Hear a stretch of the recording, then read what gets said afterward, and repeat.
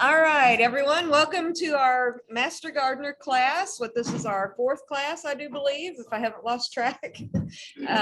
Fourth or fifth, isn't it? Fourth. Okay, I was right. It's the fourth. All right, so good to see everyone. Does anyone have any questions before we get started? Have you had any problems with getting emails from me or getting on those Google links to find the supplemental materials? I don't know what happened to our recording last week. I recorded it and then it does this little conversion thing and I don't know where it went. I looked all over on my computer for it and I think Finis has dealt with this before too. Yep. There you go. We'll put you up on the screen there. So, I listened to you that night. yeah, but I was recording it so I could upload it. Yeah. Okay, but it didn't record to where I could post it. Yeah, it didn't record after the thing. Okay.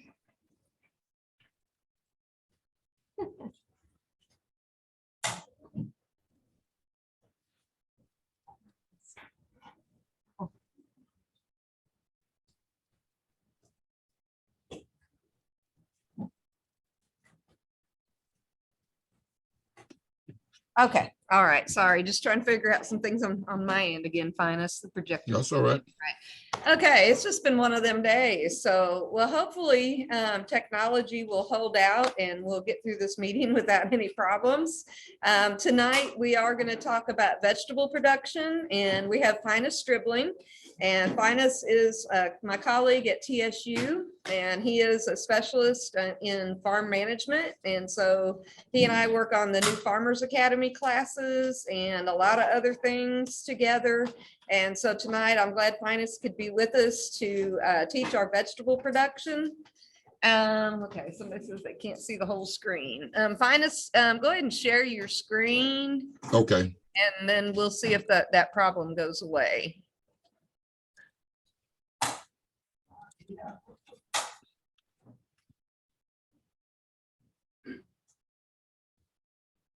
Okay, now the folks on Zoom, can you see the whole screen? Somebody give me a thumbs up or something.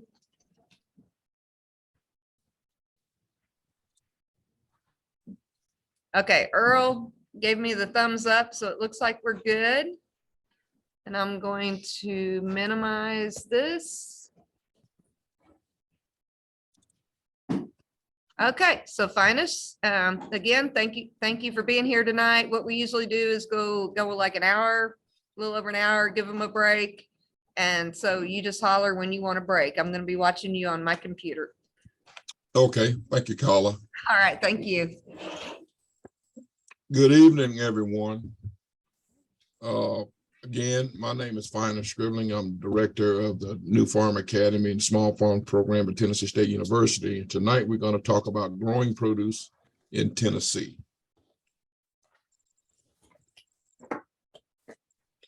Now, if you take a look at this picture here, this is, some beans, and this is the ideal garden plot that you would want to see if you was planting either peas or beans or anything like that. If you notice, it's very uniform.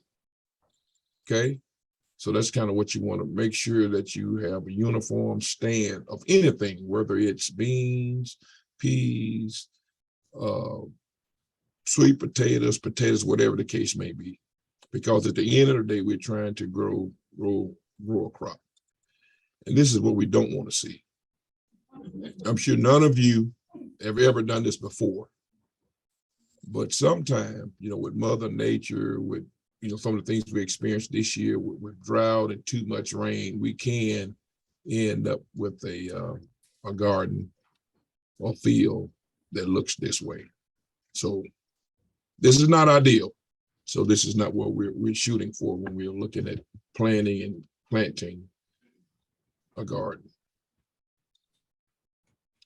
Here's a few things we're going to talk about tonight on site selection. We're going to talk about soil types and depth, sunlight, slope, drainage, wind, water, proximity to house, freedom of traffic and size. It's very important, you know, if we look at planting, we've passed that window of warm season grasses. I mean, I'm sorry, warm season plants. And we're getting to the fall, so we're looking at cool season type plants.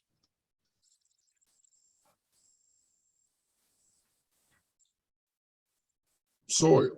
When you look at soil, we're looking at a few things here. We're looking at our clay, sand, and silt content, as well as organic matter. And here in Tennessee, we do a pretty good job with building our organic matter, and you can't really have too much because that also help with our water holding capacity in our soil. But clay, you know, it's a final product of our soil ingredients, hold water and nutrients a lot better. Here again, when you have sand, it's also included in the larger particles, very coarse, the bigger ingredients within our soil. If you ever been to the beach, what normally happens if you get a rain, what happens? The water just filters on through the sand, and usually you can go ahead and go back out to the beach. And silt is somewhere in the middle. So with all these ingredients, it helps make up our soil profile. And we're going to have a few more illustrations of that. And what we want to do here, if you look at this surface layer, that top 6 inches, that's what we want to deal with when we look at growing anything, the top 6 inches. So we want to make sure, as it relates to our nutrients, as we talk about, I'm sure y'all may have talked about the soil test, looking at pH, your N, P, and K in the soil, that A horizon, that topsoil, that's what we're looking at. The most fertile part of our soil profile right there is that A horizon, that topsoil. So whatever we do, we're trying to whether increase in organic matter through green manures, different compost, whatever the case may be. That's what we want to protect right there. And here, this illustration, you get an opportunity to kind of see what the soil looks like, more of a sandy soil. It's kind of what it looks like here. Chalky soil, you know, more of a peat moss type soil, clay, silt loam soil type soil, and your loamy soil. This kind of gives you a visual of what the different soils looks like. And here's just a little test. For some reason, you have no clue what you may have. You can go home, take your soil, just dig in your garden, whatever the case may be, yard or whatever, what have you, and just take some jars and we call it a jar test for soil types. And if you see right here, it's going to settle. If you notice the first jar, you have most of your sand. If you look at that profile there, 80% of that jar is what? Sand. Sand is settled to the bottom. Next, you have your silt layer, and you have your clay layer. So in that soil profile, you mainly have more of a sandy soil, okay? If you look at the middle jar, if you look at that sand layer at the bottom, because it's heavier, it's heavy.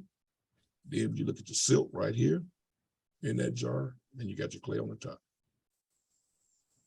And if you look at it's more of a loomy type soil, and then you look at your clay soil here, very little sand, your silt, and your clay is at the top. And all you can do is just like I say, go out, you can either take a soil probe, you can take a shovel, try out whatever you have and dig into your soil and just let it sit 24 to 48 hours and watch it settle. And that gives you an idea of what type of soil that you may have in your lawn as well as your garden. Just a simple little test that you can do to kind of figure out the soil profile. Okay, yeah. Very simple. Soil type and depth. We want a deep, medium texture, well-drained soil. Very important. A sandy loam soil is ideal for growing. Okay. And what that does, it helps with the movement of water nutrients through the soil profile. So ideally, this is the desirable soil characteristics that you're looking for, okay? Right here, undesirable characteristics, normally extremely high in clay, and you really have to be careful when you're working up this type of soil that's heavy in clay. It becomes hard to work. And right here, clods. We want to be careful when we're working up a soil with high clay content because it becomes cloddy. It's hard to plant in clods. It doesn't really hold your moisture. It's poorly drained. And it can also delay planting because normally what happens when you work this ground or work a clay soil too early, that's wet, you have clods. So a lot of times you have to wait until it rains to help melt the clods, okay? So you can plant. And also it's low in soil fertility, it's low in pH. And a lot of times it encourages plant diseases. So with that, what can we do about the resulting low pH? Soil test. I'm not sure whether or not you all talked about that, but with a simple soil test, it can allow you to be informed of the different fertility levels between your potash and phosphorus in the soil, as well as your pH levels. Okay, so you need to know that. One of the things I always talk about when I'm talking to growers is taking a simple $15 soil test would take the guesswork out a lot of the things that we do as it relates to extension as well as working with growers. Because with that simple soil test, we know our fertility levels. So what are the things we need to do to our soil to make it more productive? And also with that, knowing what our pH level, because our optimum pH, we want to be around the 6.2, 6.5 range. So what that does, it makes sure that the nutrients are available to that plant.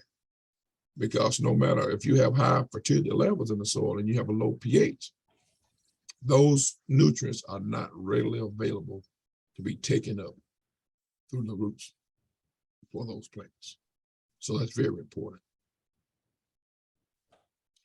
And here's a sandy soil, undesirable characteristics. They tend to have poor water holding capacity. Again, we talked about like being on the beach. If you ever been to the beach and it rained, that's what you have in your soil profile. The water just goes right through the soil. It doesn't hold nutrients. It doesn't hold moisture. So now sometimes, we can't. So we have to do soil amendments and things we can do to the soil if it has high sand content in it. Okay, there's some things we can do with soil amendments, with different cover crops and things of that nature to help us with our water holding capacity. Okay, but this is not a desirable soil that we want, a high sandy soil. Sunlight. We must have sunlight, full sun if possible, but at least 6 hours of sunlight. Okay, minimum 8 to 10 is ideal. Okay, but the plant must have sunlight, create the photosynthesis that it needs to produce. Okay, and a lot of times, some of you probably already have your spot picked out for the growing season. But if not, if some of you still contemplating or just starting to grow things, then pay attention to your surroundings around your house. If you have trees, to know, the peak of the day, whether or not you have sunlight, because you have to have sunlight to produce. Okay, you got to have sunlight, a minimum of 6 hours. It's a must. Slope. A lot of times, we have to deal with what we have. So be careful about your slopes. Okay, a slight slope enhances air drainage, reduces potential for frost or freeze damage. So a little slope is not a bad thing. But what we want to be careful of is right here. Too much of a slope, you can deal with erosion. Okay, so we have to be strategic on things we do plant. And that's one of the things Tennessee is kind of known for is no-till. I don't see a whole lot of no-till type vegetable, but it is doable. I had an opportunity to do some research trial with no-till vegetables. So it is possible to grow vegetables no-till. Okay. And then here, a slight slope toward the south it's warming and forest drying. So growing on a slope is possible. And then too, we want to look at possibly certain types of vegetables or fruit to be grown on the slope. So, so it is possible. Just depends on how much slope, what grade of slope that you have when you're trying to grow on. And with that could be something that Carla, or if you're not all located in Montgomery County, but your local county extension person can come out and look at your slope and advise you on the different things you can do or the different crops that you can grow, depending on the percent grade of your slope. So extension will be a great resource for you all to utilize in determining that.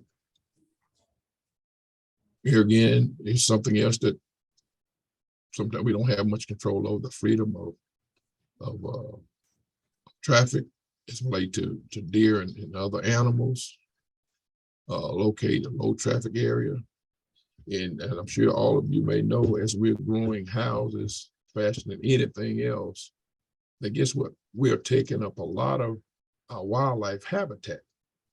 So fencing may be the only option we may have. And I know there's different repellents that's out there on the market, but be mindful of, nowadays we're taking up a lot of habitat for our wildlife. So they are becoming a major issue as it relates to some of our gardens, homes, fields, what have you, what you may have.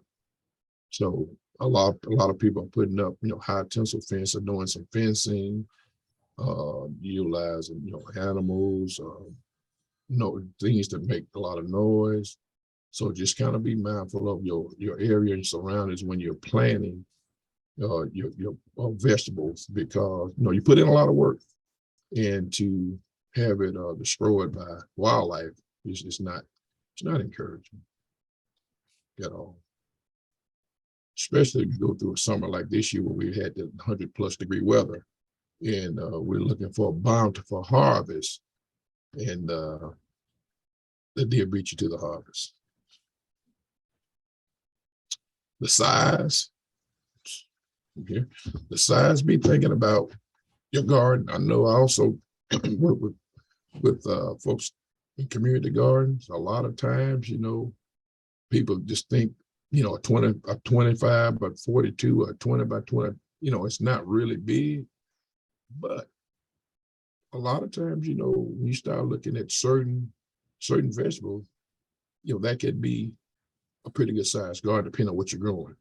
So look at the time, look at the labor requirements on some of the things that you're trying to produce. I said too large, the garden size need to be corresponding to the amount of garden produce desired. So if you don't have, say, if you're growing for certain markets or just for home, be mindful of your size. Okay. Or you can be too small. I've worked with growers. For example, I had a gentleman that was just starting to grow. He wanted an acre and a half of tomatoes. Never grew tomatoes ever. But when we was laying the plastic, my question was, do you have the labor to harvest all these tomatoes? And the first thing he told me was, well, my wife and I, we'll be able to handle it, Yeah, but in his mind, he was just looking at an acre being so small. But when he realized when the tomatoes was ready for harvest and he couldn't keep up, then I made a visit to his farm. Then he realized, he said, well, Finis, I understand what you was trying to tell me.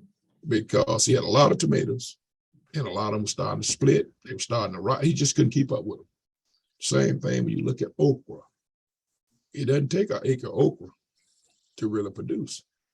You can take, 1 to 2 100-foot, 150-foot row and probably produce all the okra you want to grow it for your farmer's market. So be mindful of the different crops that you're planting, because a lot of those crops doesn't require a large amount of space. So be careful and be mindful when you're planting your garden on the crops that you're going to grow.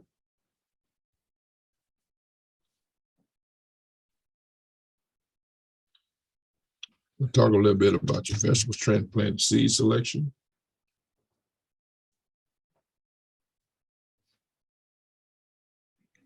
Here again, allow selection for the strongest seedling, short crop time, early market, season extension, uniform plant density, spacing, ground cover. These are some of the things we want to talk about.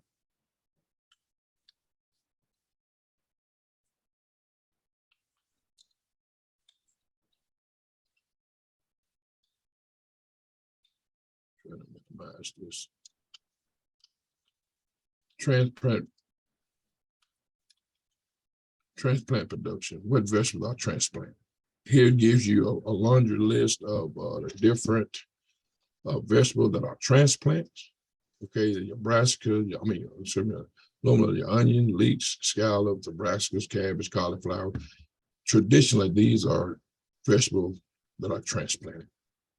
Okay, just give you a list of the different ones. Now I've had this year, I had a grower transplanted corn. And she was wondering why the corn only got knee high. Okay, so not saying that it can't be transplanted, but ideally these are the vegetables that are transplanted. And then if you sometimes plant some of these things that's not recommended, then you have adverse things that happen. Like I said, the corn didn't grow, like I said, grew about knee high, started tasseling at the top. So be mindful. And I know sometimes we can read things on Facebook and we can Google, but be mindful of a lot of those different sites. So make sure that when you're looking at some of these things, make sure you go to reliable sources, different universities, and then seek out information from your local county extension person, because I know, the information age that we have now, a lot of times we rely on a lot of this information via social media, but just giving you a snapshot of the different vegetables that are used transplants.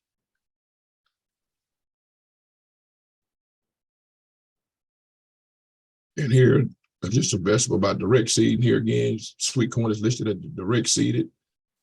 Okay, just gives you a list. Now, I will say, for example, on watermelon, I have utilized watermelon using transplants, but with watermelon, they can be tricky when we mainly grow those in peat moss type cups, something that you can direct seed within the cup where you don't disturb the root ball. It's very important if you're trying to grow watermelon, from transplant. But here are some vegetables that are direct seeded most of the time. And also with collards, I've also transplanted some collards too. It just gives you a list of, kind of takes the guesswork out of it. And here again, we do have publications. University of Tennessee, we do have publication that talks about vegetables as related to transplant as well as direct seeding. So we do have resource material that can back up the information that we're talking about.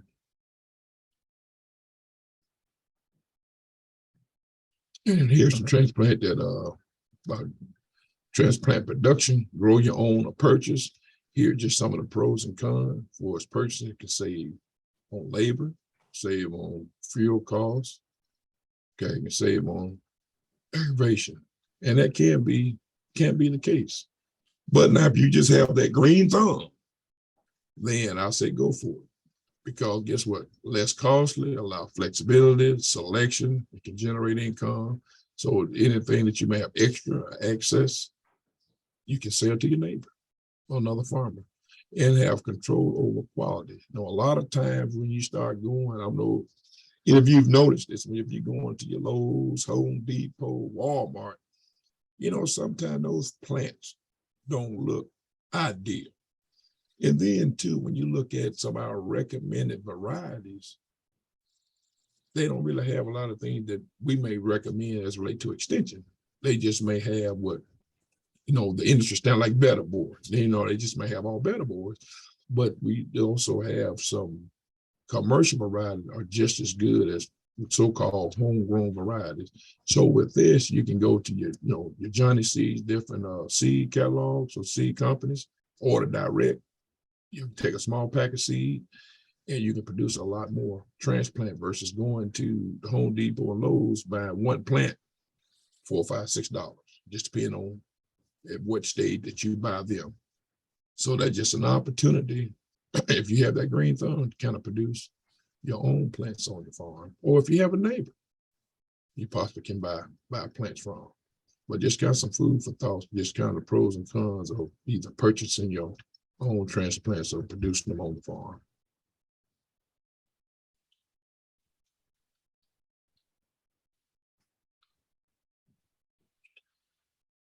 And here again, just transplant production, seed starting. Here the deal. You want to check the seed packet. And on your seeds, we're going to talk a little bit about the seed depth, temperature, light requirement, true leaf emerging, potting up, increasing plug size. And we're going to talk about those things. Here's the seed selection. Very important. High quality seed produce quality transplant. So when you're selecting your seeds, be careful. A lot of times what we do to save money, we may call the co-op. You may want last year's seeds. Not saying that last year's seeds are not good. But here again, if you into production of growing and selling, then we want to make sure that we're using that high quality seed, because guess what? At the end of the day, we want to sell produce. And for some reason, we can have some. To give you an example, a few years ago, I have a farm in Arkansas, and we were planting soybeans. And for some reason, we had an issue with germination. And so here's the thing about seeds. It's going to have a lot number. So they do have traceability. So they go back to that lot and trace that seed back. And we found out there was an issue with germination. So what happened? So that seed company ended up not charging us for those seeds, because when they went back and checked the seed lot and other farmers had the same issue, then they knew it was a quality issue on that seed. So they were able to trace that back. And so then being an extension person, then I sent those seeds to Mississippi State seed testing lab, and it came back that the germination was only 60% and very low vigor. So then I had documentation to back up that we had poor quality seed that company was selling to farmers. So kind of be mindful, of that. And it's okay. I know people that do that, but sometimes you could have some issues. And a lot of times with that, with proper storing your seeds. Okay. So just kind of be mindful of some things that possibly can happen. High quality seed produces quality transplant. And here again, just mention this person seed package from sale in the current year. So here again, we want to be mindful of when we're doing it. Now, if we just home use, just want to do some things going from home, it may not be that big an issue. But if you're growing things that you want to take to market, then, I just would recommend buying your current year seeds. If you're saving some of your seeds, keep seeds in a cool, dry place. Store the unused seeds in an airtight container in the freezer or refrigerator. Okay. And hopefully with buying the quality seed, you have some seeds that you can use for the next year. Okay. So high quality seed is and that's pretty much anything, whether it comes to seeds, transplants, or whatever. That's what you want. Good, high quality seed. And buying from a reputable company. You want to make sure that you're buying seeds from a reputable company. I personally don't care for buying, a lot of wool, and not speaking ill of them, but being an extension person, I want to go to the Johnny's and different places to that seed catalog and buy, because that's what they're in the business for, selling good, high quality seeds. And so that's what I would do. But not to say that you can't get good seeds from those other locations. Here again, it's just back to what we're talking about, the variety. This should be on any pack of seeds that you buy. This information, right here, you look at the lot number, okay? The variety, what it is, California black eye, the season intended for planting, okay? Planting date, it gives you right here, if you look at your state, whatever state you're in, we in that transition, we in zone 7, April to June, okay? May to June, so it's gonna give you all that. Production information, days to germinate, 7 to 10, days to harvest, 80, planting depth, very important. If you go back to that first picture, couple of pictures we showed at the beginning of the slide, you had them lush green, uniform plants, then you had the straggler looking plants. This right here could play a part of that too, planting depth, because it said 1 inch deep. What happens if you plant them 2 inches deep? So that means it's going to affect your germination rate. So you may have skip plants, but if you can plant, if it was me, 1/2 inch to 1 inch, you should have good germination. It tells you the spacing, row, and plant, okay? 3-foot row, 3 inches. Okay, preserved by canning and drying. It gives you all the information that you need about these cowpeas. And you should be able to get that on any pack of seeds that you buy. And here's the traceability. It can go all the way back to your lot number, variety, all that information is there. So if for some reason you have an issue with these particular cowpeas, they can look that up. Grown in Indiana, lot F1. They can go back and trace this. Okay. And right here, plant date. Look at the window. Yeah, that 2-month window of planting. And then too, if you want to look at days to harvest, it helps you plan that too. If you're looking at succession planting, if you're in a market, you know, I know a lot of time when people are planting pumpkins, looking at different varieties. So look at your varieties, and that way you know the days to harvest, okay? So you know if you plant these, you know you got 80 days before harvest. So if you want to do succession planting every 2 weeks, you can plan out your growing season right here. So that helps you, takes the guesswork out of it. So the information is there for you to help you make those good, sound decisions.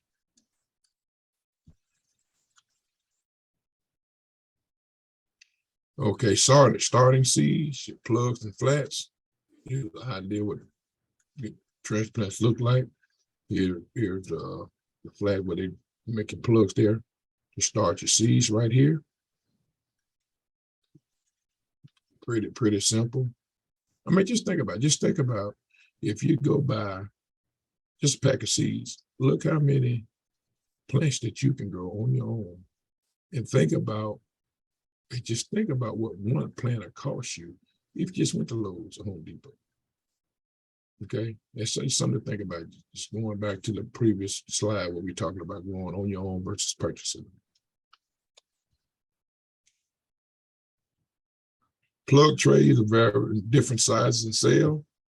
Okay, and when you're selecting the container, depends on what seed size, transplant size, the length of time in the greenhouse. So all that come into play when you're looking at the different plugs and trays when you're growing your transplant. Because what you may have to do if you're looking for a certain desirable transplant size, you may start them out in a smaller tray and have to transplant them into a larger tray. Okay, so guess what? That's time, that's money, and that's labor. Okay, so that's something else to consider. And here again, very important here, sterilizing all your container before reusing. 1 to 4 bleach to water solution. Very key, because what you don't want to do is pass on diseases, okay, to your different plants. So you want to make sure when you're reusing, once you get one proper, your transplants out, you want to make sure that you sterilize. Very important. Here again, just showing you some pictures here of 120 cell tray, 288 cell tray, and a 512 cell tray. Okay. We'll just say the larger cell equal more time, equal bigger plants.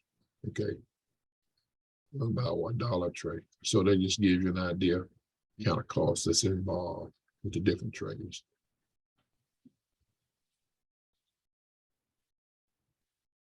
soil blocks. Right here, just showing you about planting seed in a lightly compressed cube for potting plants. Just give you an idea what that just excuse me, what that looks like. And here's the device used to do that. Okay, no plastic bag, no cost of pots, may dry out quicker. So want to be mindful of that. So what we have to do, if it's going to be drying out quick, we want to make sure that we're being timely with watering the plant. Okay, no root bound plug, less transplant shock. That's what we're trying to avoid. We don't want any shock to the plant.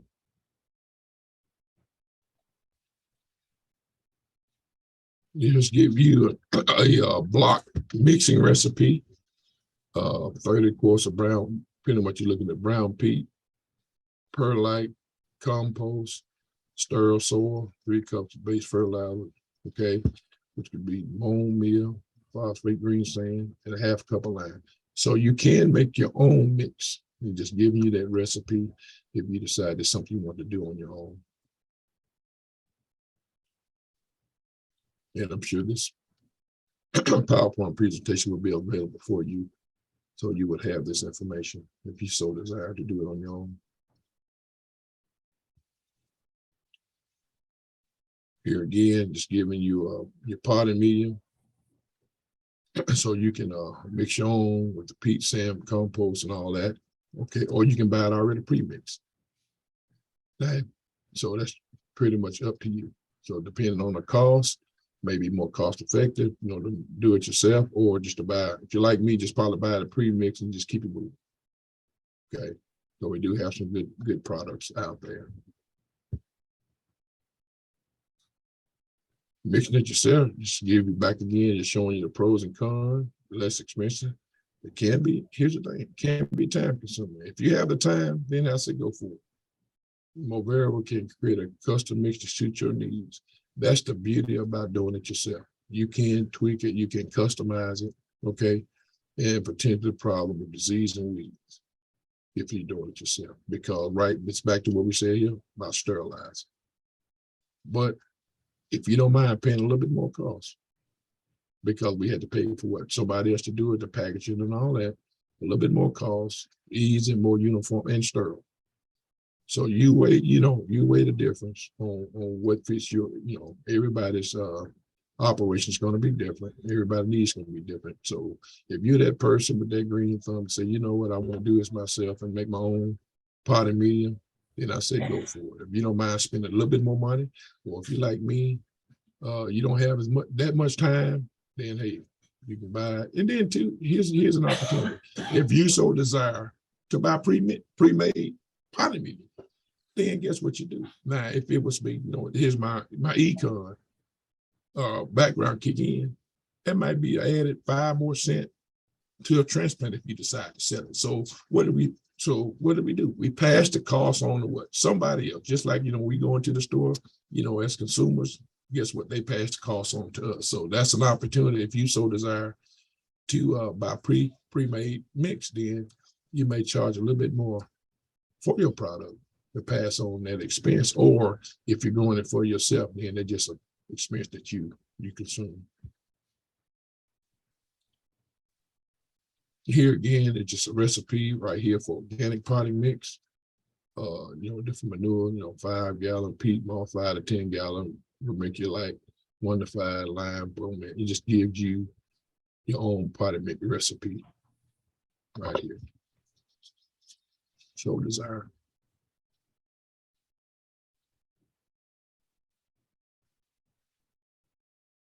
And what does the compost do? Add fertility, holds water, can be made from animal manures, bedding. And here's the thing, excuse me. And some of the things that we talk about when we talk about compost and manures is be careful where you get your animal manure from. We have a product, Grazon, called Grazon, that a lot of our livestock producers use, and that it stays around. It passes right through the animal, back into the ground, into the different compost manures. And a lot of times, if you get this product and put in your garden, wherever you will not have tomato plants or anything like that. So be mindful of where you're getting your animal manures from. Just ask the farmer, hey, are you using Grazon P plus D, in your herbicide application on your hay, or, so that way you don't have those issues with your garden spot, because we have had some of those issues across the state of Tennessee. Early on, when Grazon was introduced, in Tennessee, we had quite a few issues, but we kind of figured it out. So know where your manure is coming from, and that's just a conversation that you can have with that local producers about the different herbicides they may be using on the hay fields. Okay. But at the end of the day, this is what we want to do: make sure that we're using high quality finished compost. Here again, just talked about peat moss, partially decayed, moisture absorbing plant residue found in bog, very acid. We're talking about a soil, we're talking about a pH of 4.0, provides fiber and organic matter biologically, poor quality. Okay, give you what is poor? It's dusty. So if you get into the peat, it's very dusty, it's very poor quality. But this is what you want to look at right here. It's very, very low, very acid. Okay, so when you're using peat, so we might have to add some lime and some different ingredients into that. Koi don't have a whole lot of experience, but it's just coconut fiber, 2 to 4 times longer, and it's easier to wet than peat moss. I know some of the researchers here at Tennessee State University, Dr. Piche uses Koi a lot, but here again, more expensive, you add a little bit more expense, but good water holding capacity. So now we're looking at something that can hold moisture. For some of them, that may not be a bad choice, okay? But it's just giving you some of the characteristics of using Koi versus some of the other stuff we may use, made to increase in nitrogen, cut back on potassium. So knowing these things here, we'll know how to manage our plants when we're using Koi. It's one of our medium. And here again, we're talking about using the sand, vermiculite and perlite. Just talking about the characteristic, sand inexpensive but heavy, coarse sand. But we know what it helps with aeration. Okay, and so sometimes if we have a clay soil, it may not be bad to add a little sand to that. It helps the movement of water through the soil profile.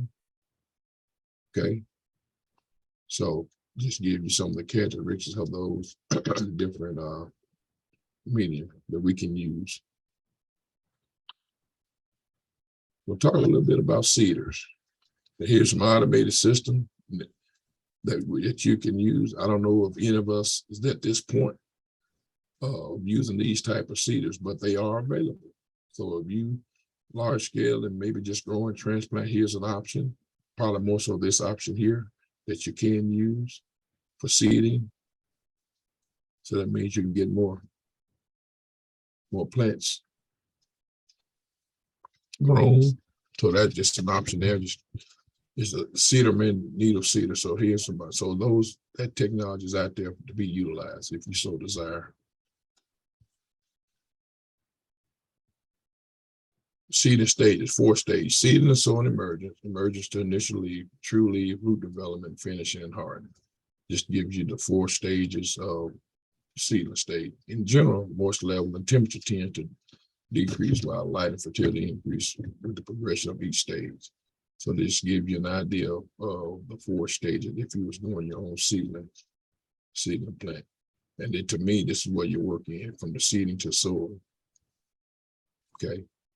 That's where, either the seeder or mechanical or hand seeding. Okay. But that's where your work comes in.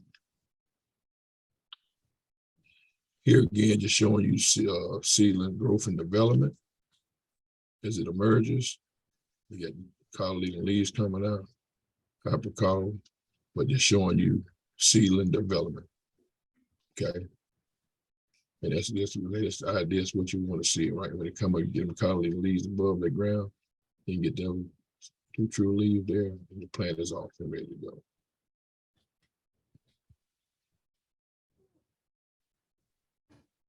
Light. We mentioned before, light is very important. Light is very important. So what did we say earlier? We want at least what, 6 hours? 8 to 10 is ideal. But when we start looking at low intensity, duration of quality is important. Brightness measured by foot counter. So that's how light is measured. Here again, 12 hours of daylight for 24-hour period is adequate for growth. So here again, we just talking about how important it is. Start talking about growing seedlings, plants, what we need. But what? Bare minimum, 6 hours, ideal 8 to 10. So low intensity light should be doing germination. So guess what? It doesn't require as much light, but light is needed. But then what we don't want is high intensity light.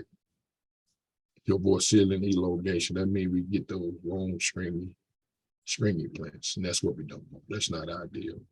That's not ideal. And then shade may be needed in the summer months to reduce heat. And then we want to use the shade cloth to shade them, where we kind of reduce that heat a little bit. But again, light is very important. And here, just give you some ideas of supplemental light that you can use. I do know they have those grow towers where you using LED lights. I don't know if any of y'all familiar with those.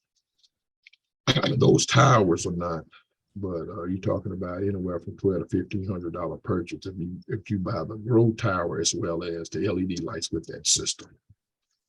Okay.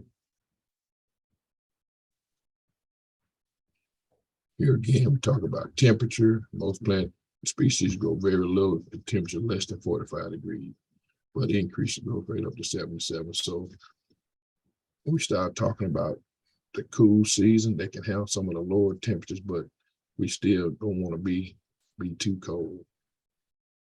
So we're looking at temperature, we're looking at the average daily temperature, ADT.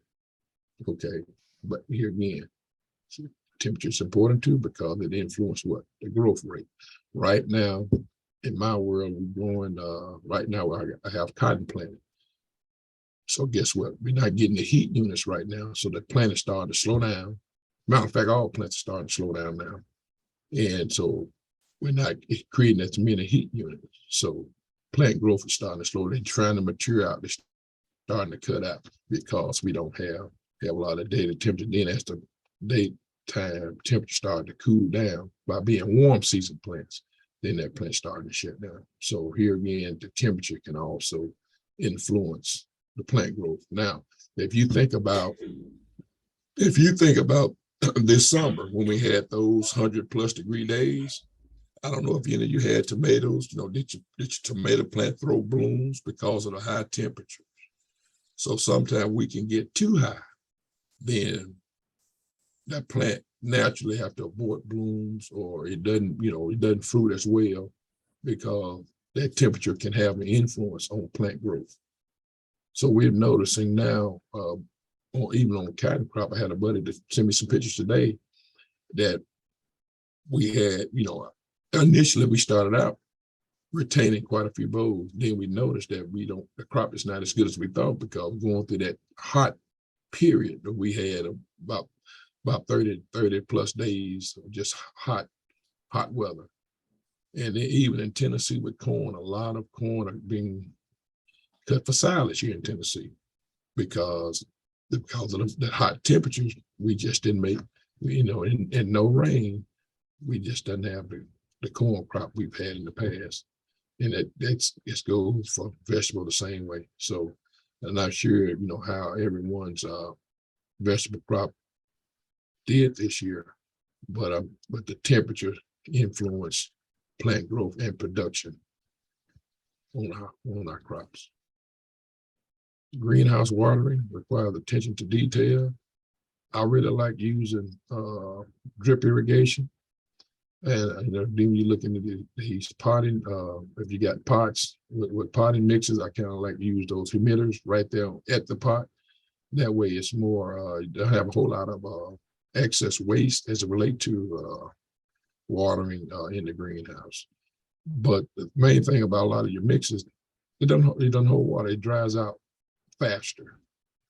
Okay, so you want to make sure that you're mindful of the different trades, or even just if you have some plants in the greenhouse, to know, if I need to water every day, every evening, every other day, just take a rec. And then too, as the temperature rises, then you might require you to water more. So it's gonna depend on a lot of the temperatures, but you need to, either write it down or take a mental note on the moisture of when you're having the water, because what you don't want is you don't want your mixes to dry out.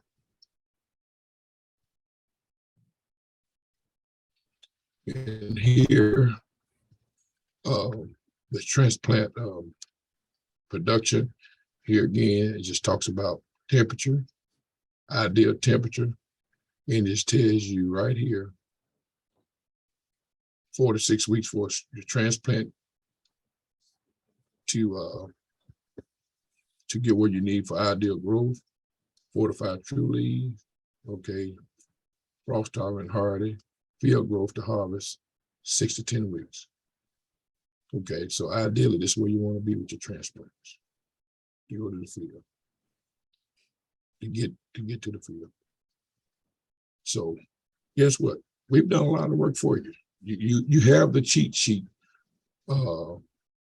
You have access to the cheat sheet, so it takes all the guesswork. You can take a look at whether you're doing broccoli, cabbage, cucumber, whatever it may be. You have that cheat sheet of knowing what the day and nighttime temperatures need to be for ideal transplant production. Okay, and just depending on Mother Nature, you're talking about 4 to 6 weeks. Okay, for ideal 4 to 6 true leaves, and then we talk about field growth to harvest. We're taking 6 to 10 weeks. A lot of variables that can determine that, but here's your cheat sheet that gives you an idea of what you're looking at for transplant production. All of you at a stage of a break, and we want to keep moving.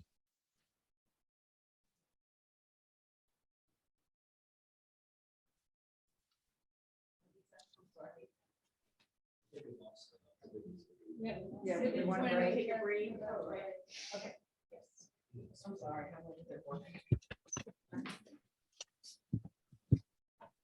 Okay, you ready to take a break, Finis? Yeah, if they're ready. If not, I can keep moving. We've been right. rolling about an hour, so I'll just Yeah, try to let's see. take about a 10-minute break, and then we'll come back. All right. Okay. Thank you. All right. That clock is still up. It is 7 o'clock. I think I need a battery. Oh, well, they replaced the battery the other day, and I guess maybe he set it at the wrong time. I'm not gonna climb up there.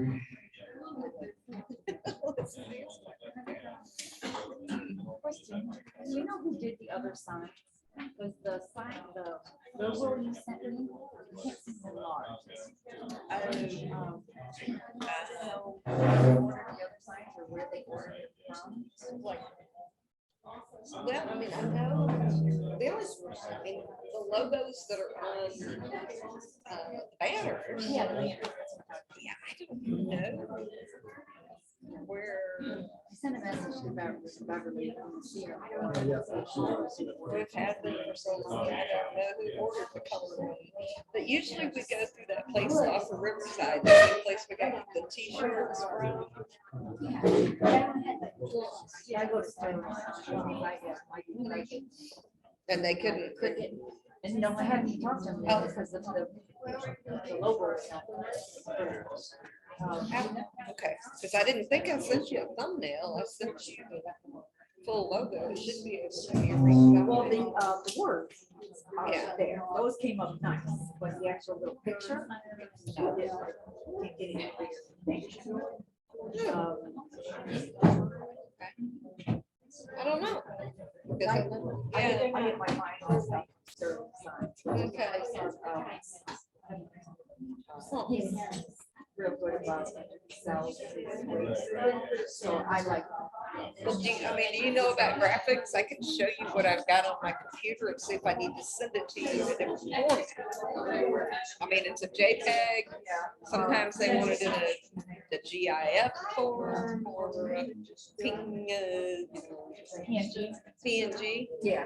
You think that might be better? All right, let's see if I can save it as that and then send it to you.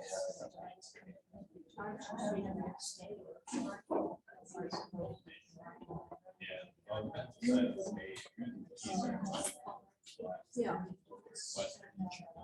Next time, help you.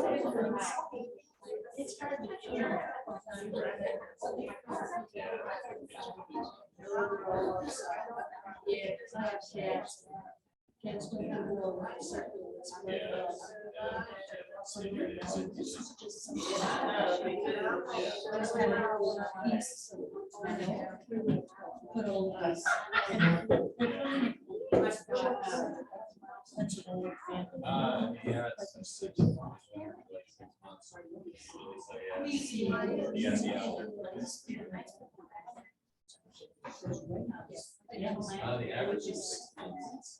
So you're around the really, really flat ages of 40.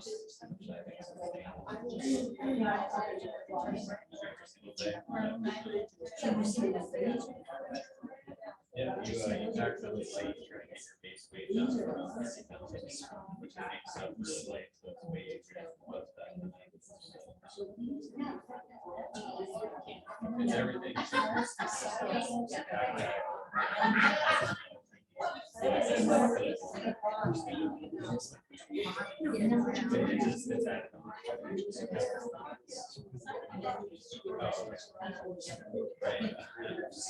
Yeah.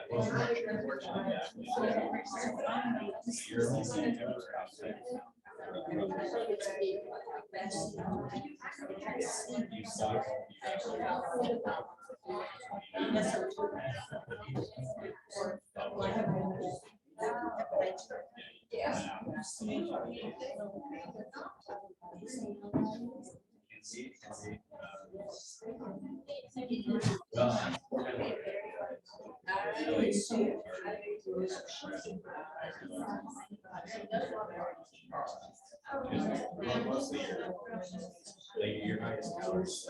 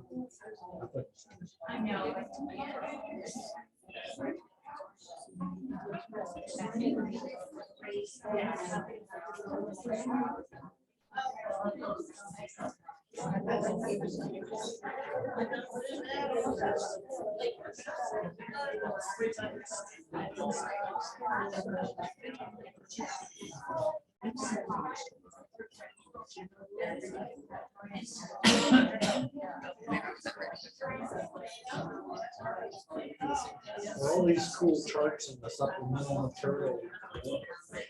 They should be in your book, or That was- that was not, okay. Unless it's in a different book.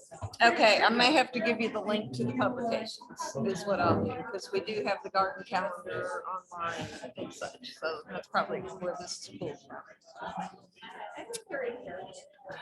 Are they in there? I hadn't checked. Okay. Are you, she said they were in there. Okay, Finis, you ready to go again? Let me check and see if there's any questions. Okay. Okay, guys, if we can kind of gather back together, I think we're ready to get going. We do have a question in the chat box, and you all are probably going to be interested in this too, since I already had a question about where you can find this guide. Well, where's the resource material available? I will send that out to you when I send the update about the next class. But if you just remember UT Hort, H-O-R-T, so UTHORT.com. And when you go in there, there's a search engine. So if you plug in gardening, it's going to pull up all the publications that we have on gardening. So it's UT Hort, H-O-R-T. Yeah, like horticulture. UTHort.com. And I'll make sure to send that out there to you. But that's where some of your additional resource material will be. And I'll try to make sure that I send that out. And also I can post some of these online on the Google Drive so you can find them a little bit easier. But if you just kind of go to that uthort.com and peruse it, it's got a lot of information from gardening to trees and just about everything in between. Okay. Hold on, we got a question here in the class too. Okay. Okay. Yes. Oh, I- what I would like though is not so much we pay for this. Mhm. The copy of PowerPoint. Okay, I had been doing that. So I hadn't noticed because Okay, I can print that out and then go back. and Right. things I missed in my notes. okay. You might, Whereas I I'll, have to listen to the whole thing. I will go and double check, but I thought that I had been putting their presentations up there also. They may be in PDF form Okay, then because that way they can't be changed. A lot of the speakers, presenters don't want anything changed in their publication. So they may be PDF instead of PowerPoint when you look it up on the Okay. Google Drive, but I will double check and make sure. I've got about 3 different classes I'm trying to keep up with and stuff like that. So Finis knows how that is. Huh? Oh, yes, indeed. Yes, indeed. You got your certificates ready, sir. Oh, great. All right. Okay, so we'll go ahead and get started and we'll get finished up. But Finis, take it away. All right. Thank you, Carla. I just want to echo what Carla was just talking about. Please visit that website, uthort.com. Wealth of information, like I said, a great resource. And I know a lot of times it's kind of hard to navigate, but if for some reason you have a hiccup in navigating on it, please don't hesitate to probably shoot Carla an email, probably just simply to shoot her an email and we may be able to get that to you directly. But please visit, take a look, a wealth of information from our researchers. Just moving right along. Here. Talking about planning procedures. Choose planning time carefully based on geographic, microclimate, and weather. Prepare soil for planting. And we talked about that earlier. We want that well drained soil, if possible. A lot of times, we don't have that luxury. But there's a lot of things that we can do to get our soil prepared for planting. Okay. If they want to talk about stakes, using screens to keep the row straight.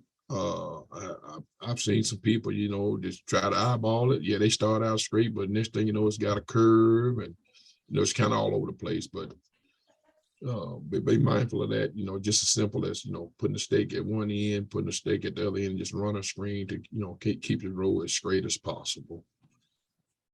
And then back to the seed packet of telling you proper spacing, either that's within the row or between the rows. Very important, because when you start looking, especially if you're talking about high population, we want to make sure that we're using proper row spacing and spacing within the row, because if we have high population and we say over plant, say if it calls for say 5 pounds of seeds per acre, or just say it calls for say 10 plants per foot of row, we put 20.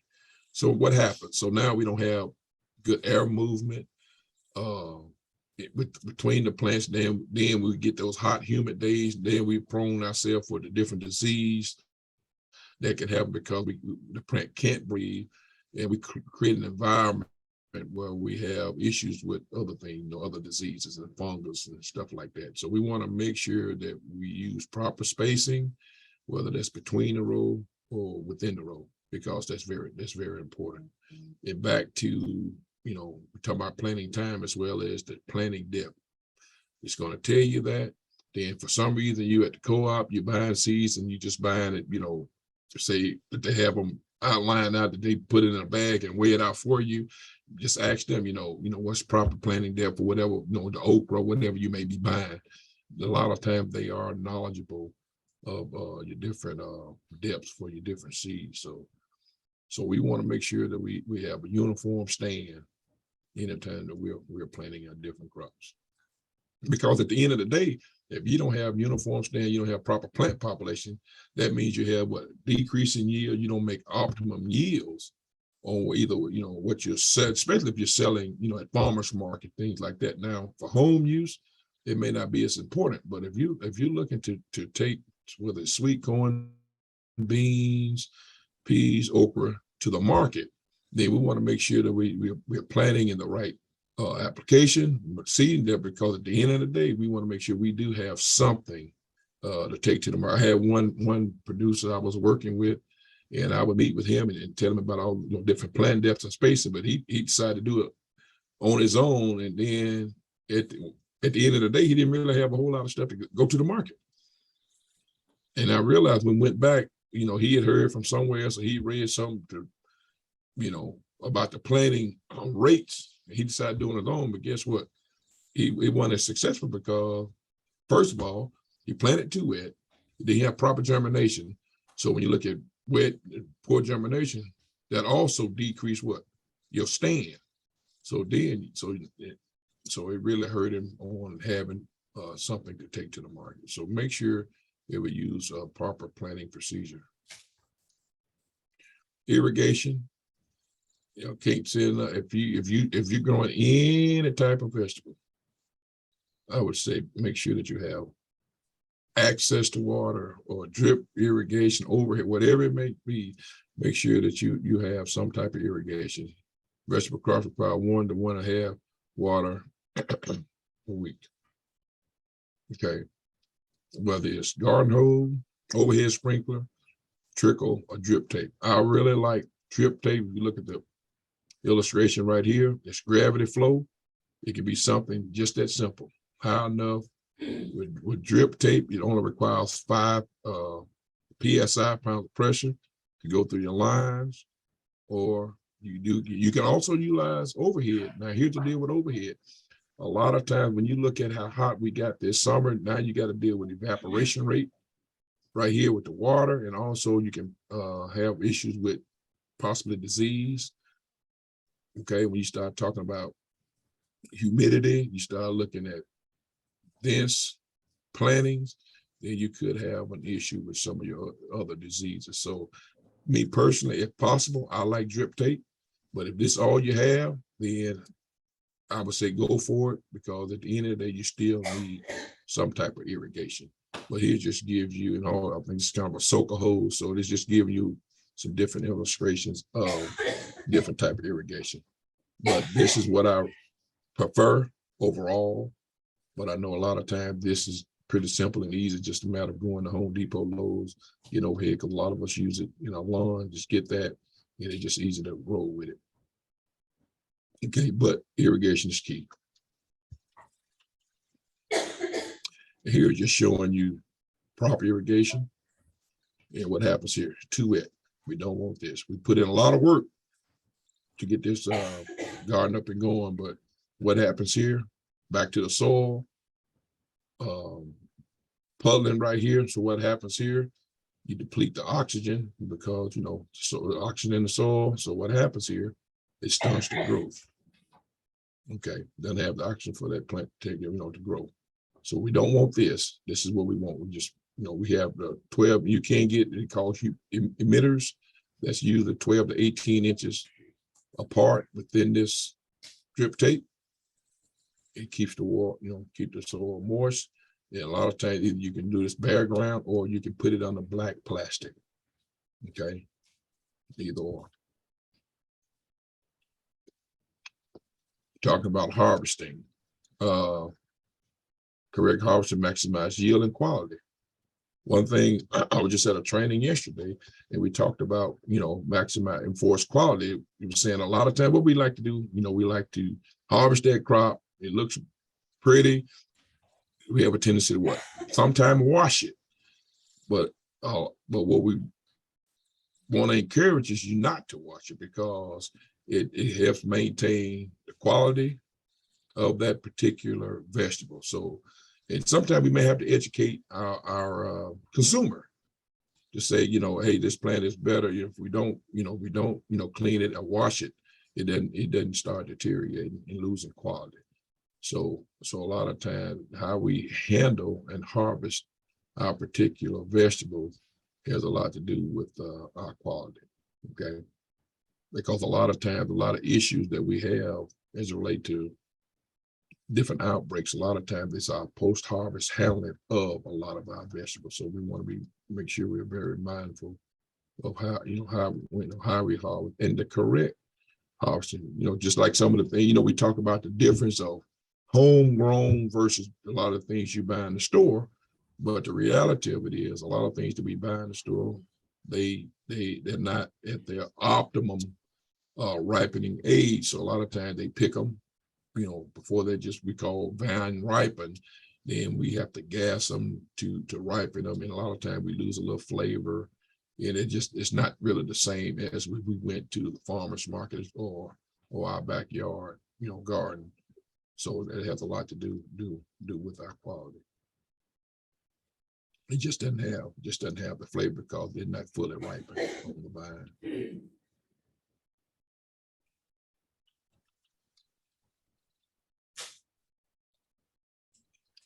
After harvest, we talked about wash everything before eating.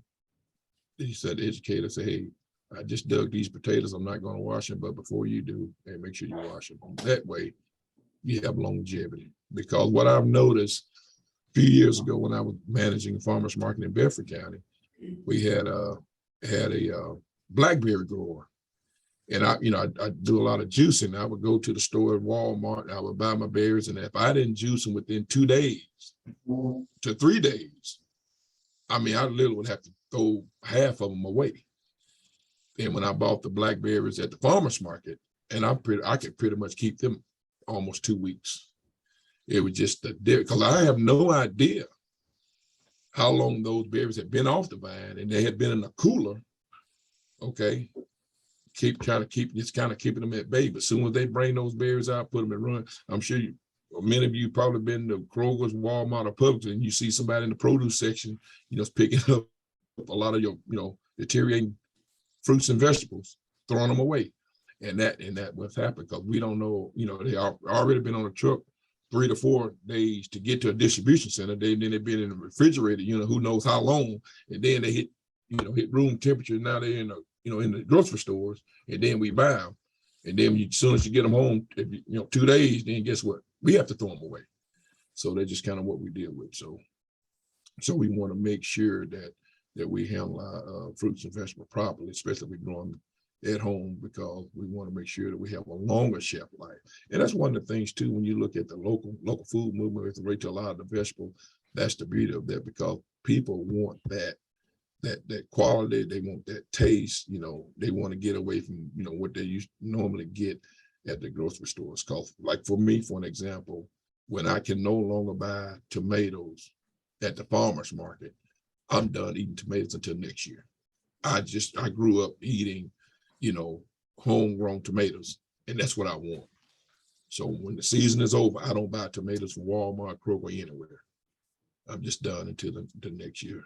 It's kind of like watermelon the same way. If I can't buy them at a farmer's market, I don't buy them at Walmart, because I have yet to find a good watermelon. And not saying that they're not there, I just haven't been able to find. So a lot of times I go directly to my farmer because I know that I can find a good vine ripened watermelon with good quality and taste. Soil testing, I mentioned that earlier. With the soil testing, determine the line to apply the nutrients, because what we want a optimum soil pH of 6.2, 6.5. And if you like, and that's only if for most of your plants, then if you like blueberries, azaleas, and stuff like that, then we want more of an acid soil. I've had producers that go in, they didn't soil test, they want to grow blueberries and realized they had a 6.5 pH. Then they call me and want to know why the blueberries won't grow. As soon as I take a look at them, I say, oh, your pH must be high. And then I have your soil test. No, I didn't. Then when they soil test, they realized I got a 6.5. Well, you should have called me before you invested this money in this half acre of blueberries. So be mindful. So but most of your vegetables, gonna require the optimum pH of 6.2, 6.5. But when you start talking about some of your more acid plants, you want to 4.5, 4.8. That's kind of where you want to be. Not saying that you can't plant and grow blueberries, but you're going to be almost fighting a losing battle. But if it was me, knowing that if I had a high pH soil, I would, instead of blueberries, I'd probably deal with blackberries, because you're going to be constantly adding soil amendments, to keep your soil pH low. Okay, so my thing is, why put yourself through that when you can just choose another? I tell people all the time, any type of berry is going to sell. So instead of dealing with blueberries, when you got to fight high pH soil, maybe look at blackberries, something like that. But the cheapest thing that you can pay for to get the most bang for your buck is a soil test, because what happens with that, and that's also on our website, it gives you that recipe. So when you fill out the soil test information sheet, it's going to ask you what type of crop. If it's a general garden, if it's tomatoes, blueberries, black, whatever the case may be, you put that code in there. And when you put that code, once you receive your soil test back, it's going to give you that recipe of, you need to put pound of lime per so many square feet, or it's going to give you the recipe on how to apply the lime and your potash and phosphorus. Okay, it's going to take now that's the general test. Now they also test for other things, but normally that's kind of the basic test that you're going to get for $15. And what that does, it tells me as an extension person, it's going to tell me one or two things. It's going to tell me, okay, I do have this optimum level of, say, a 6.5. And it's going to come back to tell me whether or not your phosphorus or potash is either high, very high. So for give you an example, this year with high fertilizer costs, I recommended all my farmers take a soil test, because if you take a soil test and your pH say 6.5 and you have very high levels of phosphorus and potash, then my recommendation was not to apply.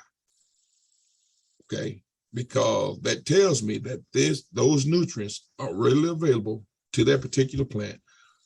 And maybe for this year, we don't do a maintenance for this year, then we can get away with not applying phosphorus and potash this year, because we do have an optimum level of pH, optimum level of pH that makes those nutrients available. Okay, so that $15 cost may have saved us $20, $25, $30 in the end, because that told me, well, because normally we might say we might just automatically apply fertilizer. But taking a soil test this year, say, okay, if fertilizer is high, we're not going to apply fertilizer this year. So a lot of farmers, producers across the state, that was a lot of the agents was recommended that they do. And it's just good to know. It takes the guesswork. It takes the guesswork out of knowing what's available in the soil. Okay.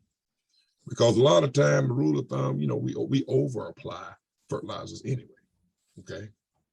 But soil test is important, and so what do? We just randomly, go at least 6 inches. You can take a shovel, soil testing probe, and randomly take samples in a given area, different locations. Okay, then put it in a bucket, mix the soil together, and you have a little half a paint box that you can get at the local county extension office, and you just put the soil in there and you fill out the information sheet and send it off. And it takes anywhere from 7 to 10 days to get your results back. And it'll give you all of that information. Okay. Very, very, very simple. Here again, we talked about the optimum pH, the nutrient availability. Here again, we just talked about that.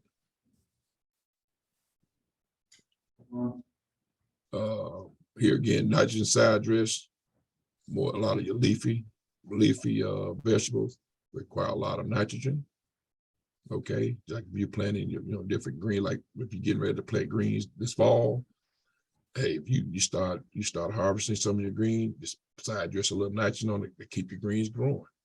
Okay, but a lot of your leafy vegetables require quite a bit of nitrogen. And here again, if you want a side dress, it just gives you what you need to do 6 inches from the plant. Your side dress in the soil.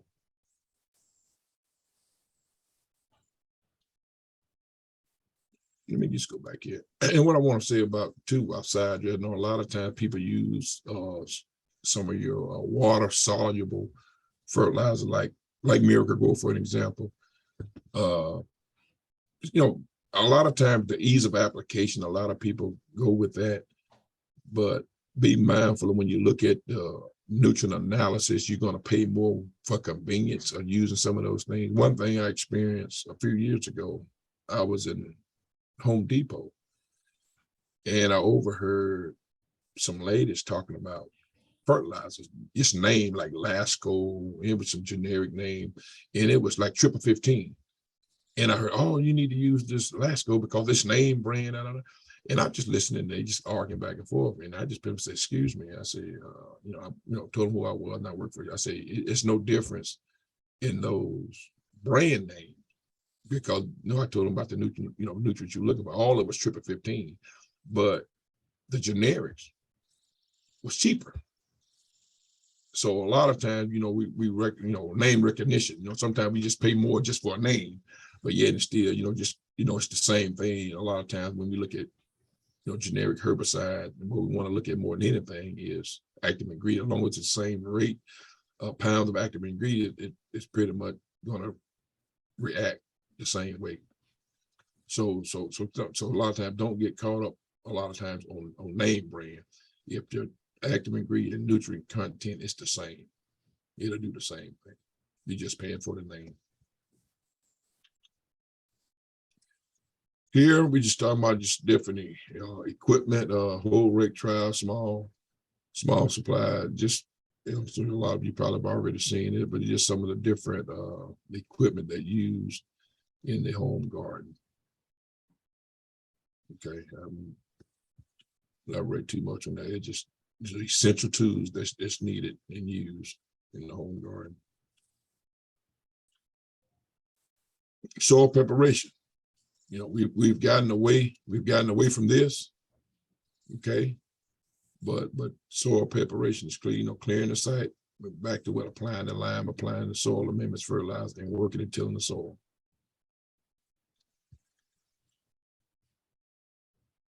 Here again, applying the lime. We've kind of talked about that, applying the soil test recommendation. And it's going to give you the recipe on the pounds of lime to apply. Okay, it's just in 1,000 square feet, but it'll tell you all that information. And here again, when you want to apply lime, the best to apply in the fall because you want to give that lime time to react in the soil. For example, if you're going to be planting, say warm season crops in May, well, you don't want a soil test in April because if you need lime, then if you apply lime, that lime is not activated into the soil to start changing the soil pH. It hadn't had long enough time to do so. But if you say, for instance, if you're going into this fall preparing for next summer, and you take a soil test and say September, October, and it says you need, 100 pounds of lime. Well, when you apply that lime, then it start activating and changing the soil pH. So by the time you get into the growing season for next year, you've had an opportunity to raise your pH level. Okay, so you want to make sure you give your lime plenty of time to start working and changing the soil pH. If not, you kind of defeat your purpose. Here again, just talking about the two ways to fertilize, to feed the soil and let the natural soil process feed the plant, or feed the plant with synthetic fertilizer, soluble fertilizers. Okay, so you can kind of decide on what method that you choose to do so. Okay.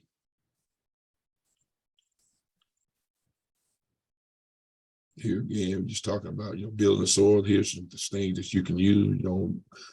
We want to build as much organic matter as possible. And that's kind of hard to do, but we can use compost and manures to increase organic matter in the soil. So some things we can do: the rock phosphate, okay, the green sand, limestone rock, and the macro usually adequate supply. So here's some things that we can utilize to help build our soil. And one of the things I want to say about organic matter and not knowing the scale of many of you all in the class, and I'm not sure if you heard about the different programs through our USDA Natural Resource Conservation Service, but one of the big things that they've been pushing is soil health, where they're looking at different, cover crops,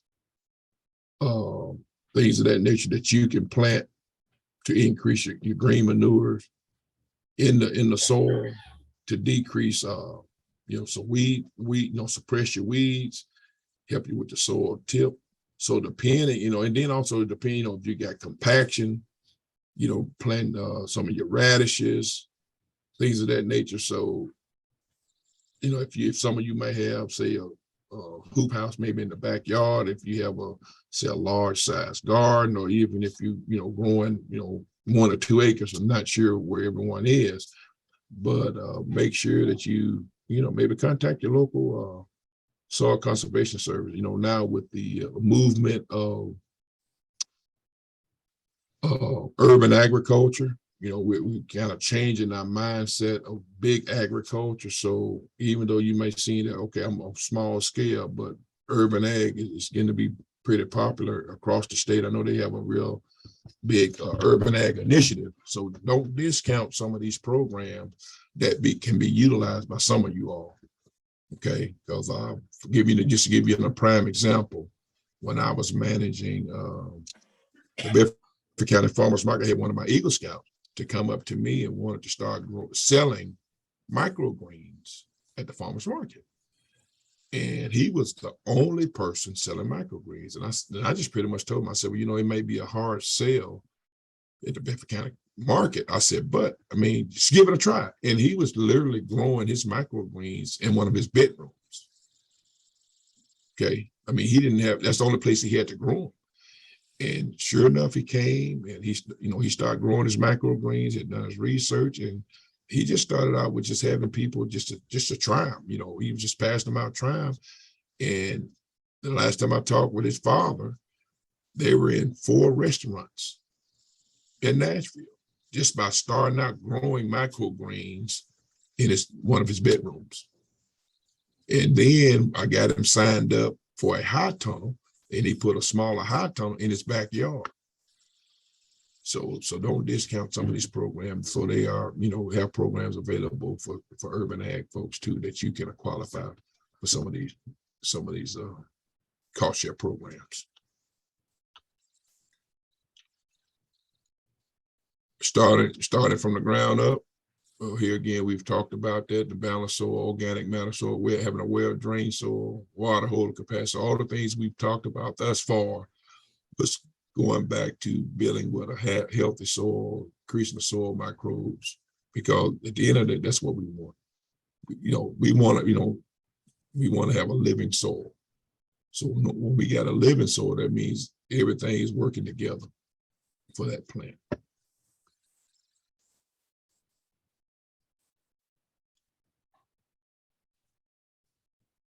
And we've talked about the organic matter here again, that living soil, just mentioned. Soil structure, by increasing soil structure, soil release, available nutrients. And anytime you see those things right there, you have a good soil. You have a good soil. You look at the microorganism and worm, we got a good soil. And here again, compost manure is the only kind of manure recommended for gardens. We want to make sure that we go through that composting process. Here again, just different types, and I mentioned some of these already. The green plant manures, cover crops, okay? Compost, well-composted animal manure, and plant waste, and crop rotations. I can't say enough about crop rotation, because you want to be mindful of the different crops that you may, even though you may have a small area, but what that's going to do is lessen some of your diseases that you may have with planting continuous crops. Okay, so we want to make sure that we're rotating, and that way we want to look at nitrogen users versus producers. So when we rotate some of those crops, They require more nitrogen than others. Okay. And then if all of it's not utilized by that plant, then we can put those kind of scavenger type plants that can take up those nutrients that's still left into the soil. But these are just some ways that we can increase our organic matter. And here again, cover crops, green manure are some of the things that can be cost shared through USDA, as well as utilizing pollinators too. Because if we're growing vegetables, we also need pollinators. Here again, just talking about making your compost. You have something that's sophisticated here, or just to a bag. Now they have the barrels that you can turn yourself. So just give you all the different, showing you all the different composting beans and what's available that you can for compost. You just give you a ratio, 4:1 carbon ratio, nitrogen to carbon. You know, you need to turn to add the oxygen in to about 4% water. You want to steam in hot. Okay, just giving you that recipe for good compost.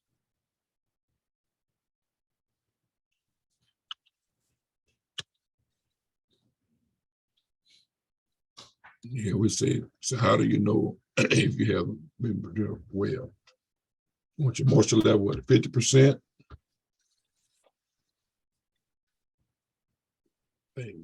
Power should be turned weekly to add oxygen. Temperature should be 110 to 140 Fahrenheit. Just because the pile of manure has been sitting in the barn for years does not mean it's compost. So some people just think, you know, it's just been sitting there, all just old rotted compost. This is the key thing right here. We want to make sure that we have the right temperature that we can kill those organisms, the E. coli. Okay, that's what we're trying to get rid of with having that temperature. Here again, we're talking about manure that's not recommended is the poultry and swine manure. But this is key right here, that temperature. When you're looking at well, good compost. Just giving you some organic fertilizer, compost teas.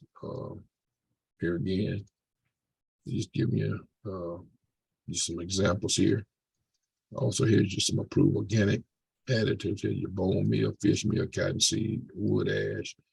I remember growing up, you know, my dad used to have me to dump the ashes in the garden. We'll just give you examples of different organic fertilizers here.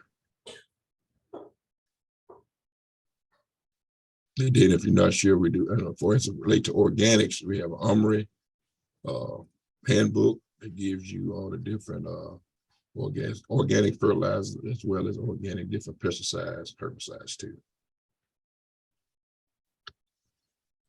Just talking about the green manures. Like I said, I've mentioned before, be careful of that grazon. As long as you don't have grazon, you are good.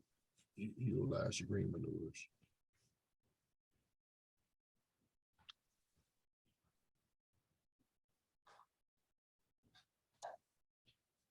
Here again, so what green manure should be used?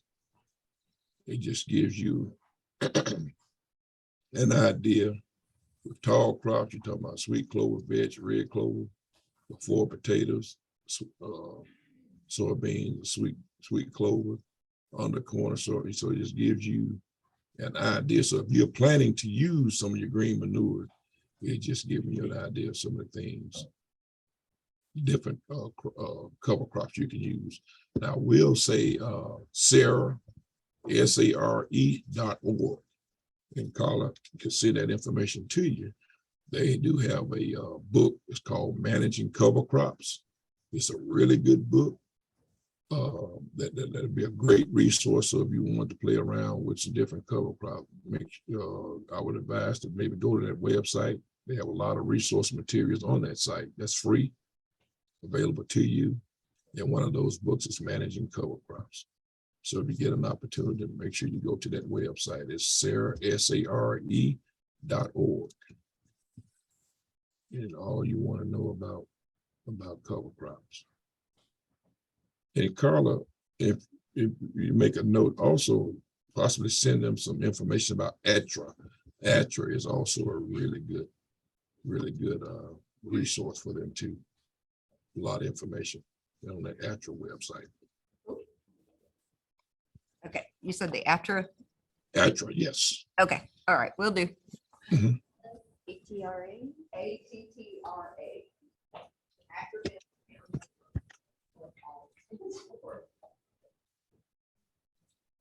The North.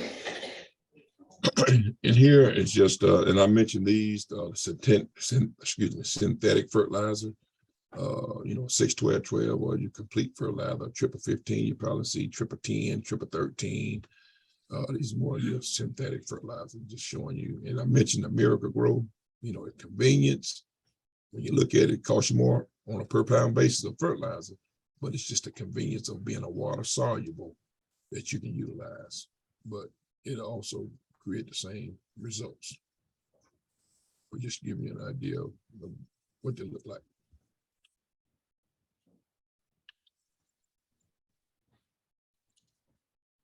Time of planting, we talk about cool season, warm season crops. This is what we're starting to get into now.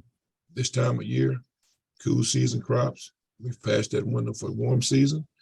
Crops cool temperatures to grow and mature properly. Able to withstand some frost, not a heavy frost, but some frost.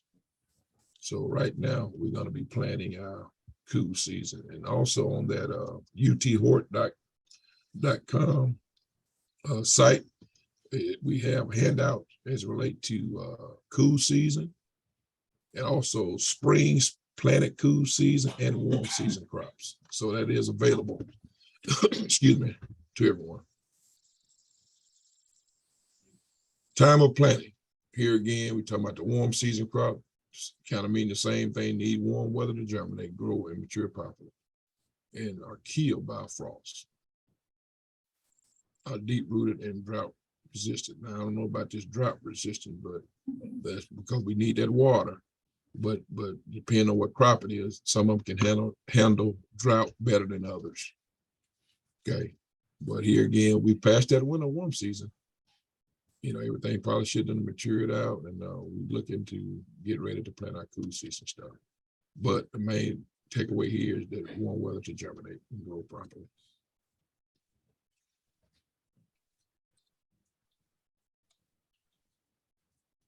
Talked about this already, the plant spacing. Okay. And be mindful of this here. Wider space part of the tractor uses the color base. So when you're looking at between the rows, if you have a real-time tiller, you may be, 18 to 24 inches. If you're looking at a tractor, you may be 40 inches. What works for you, from a labor perspective, or what tools you may have, okay? Right here, I'm talking about a hand roller, hoe, it can be spaced a little closer.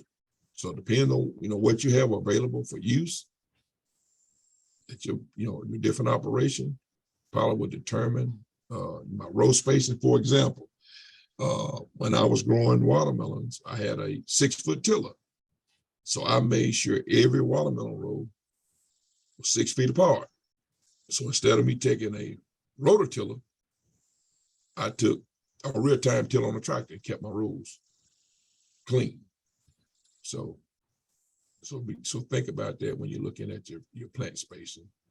And also here again, within the row, one thing to think about, what crowding reduces yield and quality. So be mindful of that. Now some, your leafy stuff probably be more important than others, getting overcrowding, but really pay attention to your spacing within the row, not between the row, within the row. Talked about this already, planting depth, but just a rule of thumb, the smaller the seed, they need to be, the shallow you should plant them. Okay, just a rule of thumb there. For example, we planted some green seeds about a couple of weeks ago on our research farm, just to have some, we had a little area laying fallow. And I asked the guys today to come up. Well, they kind of spot it, and I realized they used a drill.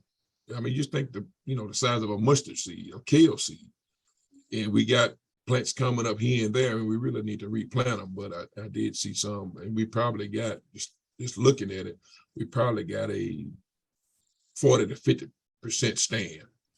But now, if I was going to the market, I probably would replant. But since we just got some growing just for us to harvest for home use, I think we'd be okay. But that planting depth played a major role in our germination rate in our stand. But here again, moisture influence planting depth too.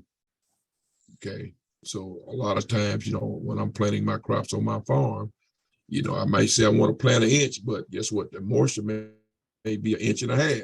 So what do you want to do? My dad always say, don't plant for a rain. You want to plant for the crop to germinate and come up.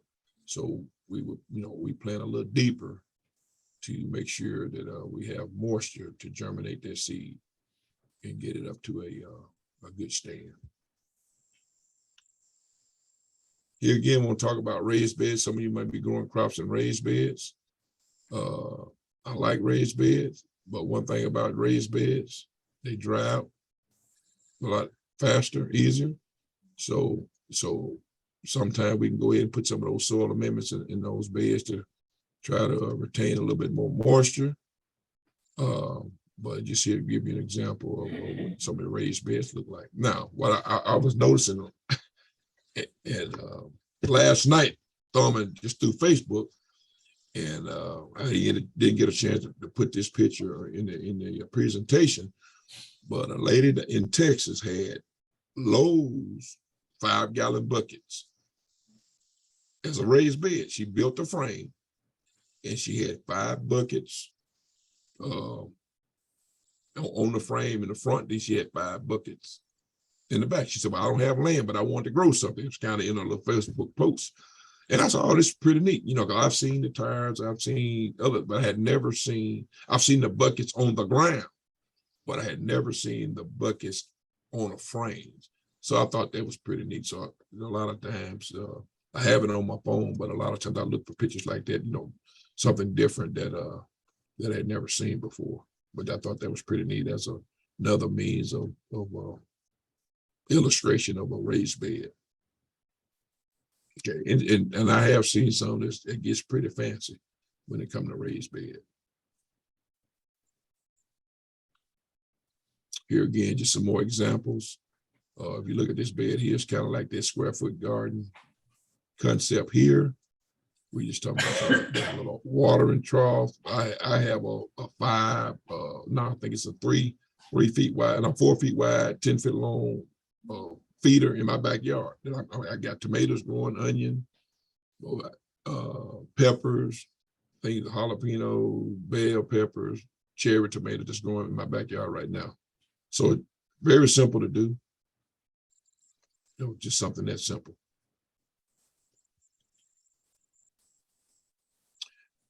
Here again, just different concepts of how you can plant things in your raised bed, traditional spacing, or you're looking at something more of a intensive spacing, in between. And that's kind of method I use in my raised bed here. You utilizing more of the space, more intensive, you get more plants. Okay, and just something that you can do, just showing that's a little different than non-traditional. Here again, talk a little bit about square foot gardening, beds, not rows, close planting, vertical planting, inner planting. Just gives you an idea.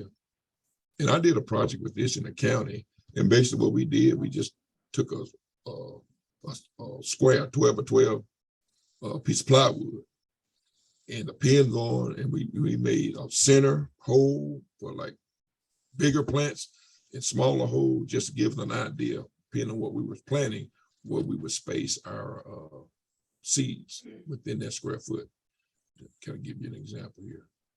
If you look at this square foot gardening, within this square, you can plant 16 carrot, 9 green onion, 2 basil, usually like 1 tomato. But here again, it just gives you an idea when you look at square foot gardening of how many plants you can put within that square foot. Okay. It's pretty neat. And they already got the watering system already set up. But it just gives you another thing that you can do, you know, within your small raised bed.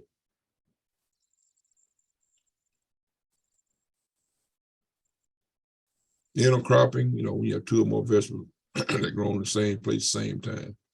So you have an opportunity when you can do that, especially when you be looking at some of your raised beds, you can kind of do it. And I've seen it done within the field too.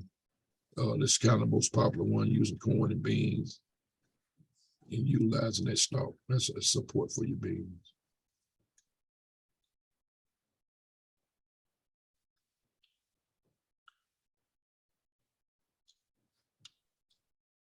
Here again, it's just talking about your cool season stuff. Able to withstand frost. You want temperatures below 70. I won't talk about that then, but that here again, we talk about what can be in the fall as well as the spring. And what happens, you know, sometimes I see people planting some of our cool spring planted cool season stuff late.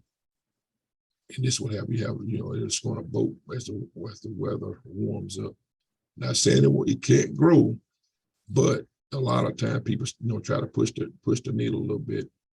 A lot of time it depends on whether they plant it on the latter end of those planting dates. And those planting dates are there for a reason, because you can't get into bolting if you don't be mindful of those dates when the weather warms up.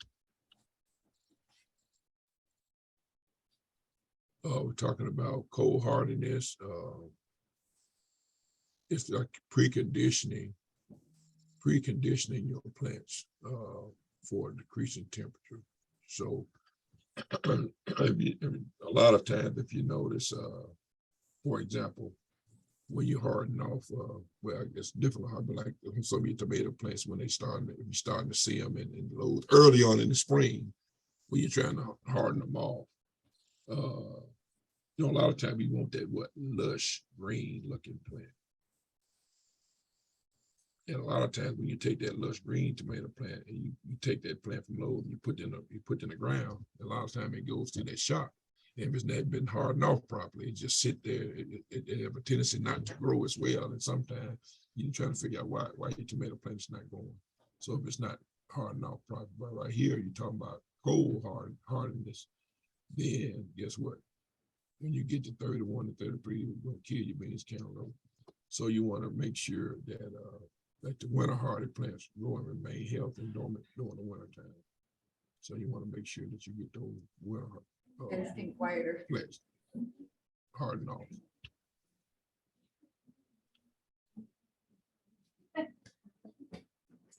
Here again, we've talked about this. Linus, I think you're fading away on us, bud. Oh man, can you hear me now? Yeah. There you go. Okay. Okay. Well, I forget where I didn't have. We thought maybe you were just getting tired. No, I'm good. I'm good. All right, thank you. Okay. Here again, your colder temperatures, you know, when your cool season stuff, once you get below that 26 to 30, 31 degrees Fahrenheit, may burn the foliage, but not kill them. So it can withstand quite a bit. When you start getting those temperatures, it gets pretty low for several days, then you'll have, you know, you could possibly have some kill due to cold weather. But one thing about some of these leafy greens, they'll come back. They'll come back in the spring too. Okay. Here again, I kind of talked already about hardening off transplants already with the tomato, just kind of giving you an example about the tomatoes. Here again, I mentioned this earlier too about the spring varieties germinating cool with moist conditions and mature when the days go long and warm and dry. Okay, we've kind of talked about that already. Here again, making the wet soil, making soil preparation difficult. And you may want to look at, you know, if you have an idea what you're going to plant in the spring, then you might want to look at possibly working your ground and preparing your ground for the spring. Okay. Or putting in a cover crop, or go ahead and work it up, put in your cover crop. Then you can terminate the cover crop. Then you can plant either your cool season or your warm season crops in your spring. So be mindful. That's why a lot of times we talk about making that plan, paying attention to what really happened this growing season to lessen that impact for the next year's growing season. So that's why a lot of times we talk about making that plan and even having a journal. Because I guarantee you, not one year is going to be the same. So we make that, journal entry. That way we can know this year we dealt with this, and that. We talked about hot days. We talked about excessive rainfall and how many inches of rain we got in whatever month, and be mindful of that so that it can help us plan for those things the next year. And here again, we talk about the average last frost date. That also help us do the planning. So if you look at Nashville, we talking about what, April 16th? My dad always told me we don't plan anything before, anything can happen before Easter. That's what we always talked about, my dad being a farmer. Anything happens before Easter. And I kind of have that same rule of thumb too. Me and my buddy, when we're trying to plan our crops, we pay attention to the weather patterns. If it's still cool, the soil temperature is not warming up like it should. We don't really get in a hurry because what we talked about earlier, we got to have that optimum soil temperature for our seeds to even germinate. And then if we go out here and plant these seeds in this wet soil, then we start looking at other soil-borne diseases, Pythium, Rhizoctonium, so other things can happen. So we want to make sure that our soil has reached the optimum temperature for seed germination. So, and we have, we have the history of this. It takes the guesswork out of it. We know on average our last frost date. And now coming up here real soon, we're talking about our average first frost date. We look at Nashville, October 14th. Okay, we're not that far off. We're talking about a month. We had first frost. Okay, so this right here help us be able to plan. Okay, and this information is available. But very important. So very important. Give you an example. If you think about what we talked about earlier about days to harvest. So if you was looking, for example, we was talking earlier, with some colleagues about planting cowpeas, pushing the window of how late can we plant cowpeas. So if you look at, say, a 55-day cowpea, and you already knowing that our potential first frost date is October 14th, then what we could do is count back those days to kind of say, okay, we need to have this planted by, say, July 15th to be able to harvest before the frost. Okay, so knowing these dates, and this could vary a week later or a week early. Now, where I'm from, a little closer to Memphis, about 80 miles from Memphis, guess what? We're down here at October 27th. And I want to say in Eastern Arkansas, I think we're like November the 4th, somewhere in there. But look at the difference between Nashville and Memphis. So as a producer, that helps you be able to determine whether or not I'm going to push that envelope to try to get a little bit more out of my crop. Now, with that being said, when you look at high tunnels, we can push the envelope a little bit more because now we're creating a growing environment where it's warmer. Okay, so now we don't have to deal with those colder temperatures as much, and we probably can push this a little bit further into November, possibly December, depending on our daytime temperatures or nighttime temperatures. Okay, that's why when we look at high tunnel production, we call that season extension. So that means when you look at our last frost date early on, that means we can get planting early in high tunnels. Then when you look at our first frost date, we can plant or harvest later. So not knowing where some of you are as relate to whether you have a little commercial production or if you have a high tunnel, here's an opportunity, or if you hadn't ever thought about it, but here's an opportunity how you can extend your season, growing season, well over into the winter. Okay. But these dates are very important. And here we're talking about spring, what we mentioned before, the spring planted, cool season. Here we go again. We can't get away from this. Planting date. We look at that window, March 1 to 10th. Broccoli, March 1 to April 1. Cabbage, February 20, look at that, to April 1. We can't get it still telling about row spacing, plant spacing, first day to harvest. It's available for you. So you don't have to guess about it.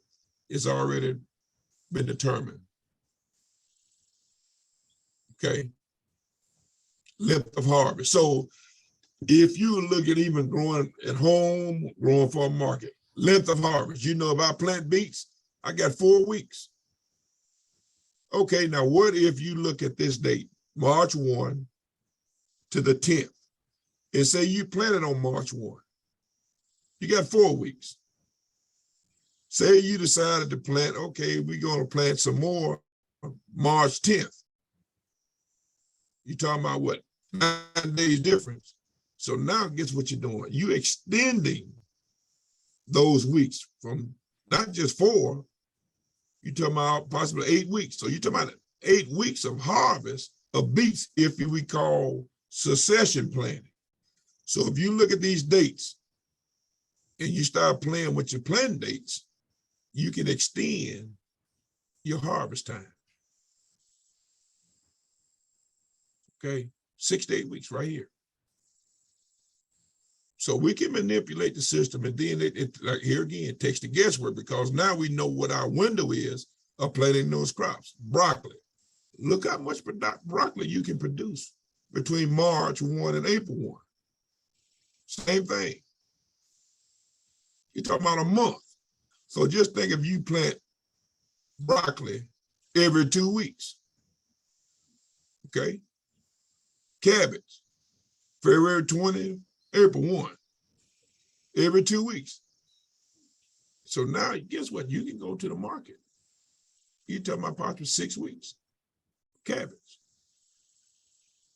So it's succession planting, then planting dates. Has a nice little range, and you can manipulate because now your length of harvest. Okay. Here again, we just talking about spring planting, some more spring planting, English peas, same thing, 2 to 3 weeks of harvest. We got that window. From February 1, March 20th. We can put many plantings of English peas. Okay, Irish potato we got in March. We talking about what, a shelf life, 4 month storage. So here again, dates are important. Okay, so we can play around if we want to extend our season with high tunnel, or we can also look at our length of harvest. So when we do our succession planting, we can plan out what we try to accomplish. And here where we are now, fall garden vegetables. Here again, we're looking at bush bean, 2 weeks or more, depending on how you harvest them. Okay. So that should have been planned back to what we're saying, July 15, August 15. So we passed that. Now we start looking at our greens, collards, big window, 4 to 30 weeks. July 1, September 1, big range. So guess what, ladies and gentlemen? We are what is today? September what? Look at what, 13th. So we're past that date. Okay, so we're past that date. But I think we still have an opportunity to plant those crops. Here again, if you move on down, your lettuce, on the tail end of lettuce, radish on the tail end, spinach, we're right there. Turnips, we're right there on the tail end. So still opportunity. So we're talking about what, 6 months on your turnips. Then we've already missed that tomatoes for those late tomatoes, 8 weeks. But just giving you an idea of how you can utilize this information that we have within the extension. Here again, we talked about bolting already, but that's kind of what it looks like. It's a cool season crop responding to warmer temperatures by flowering. That's what we call bolting.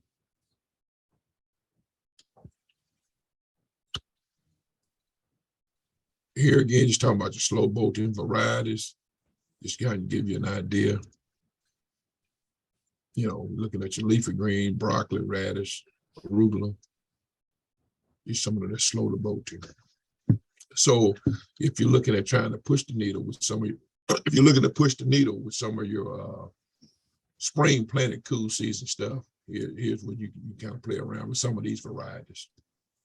And then again, that's just going to depend on how warm it gets.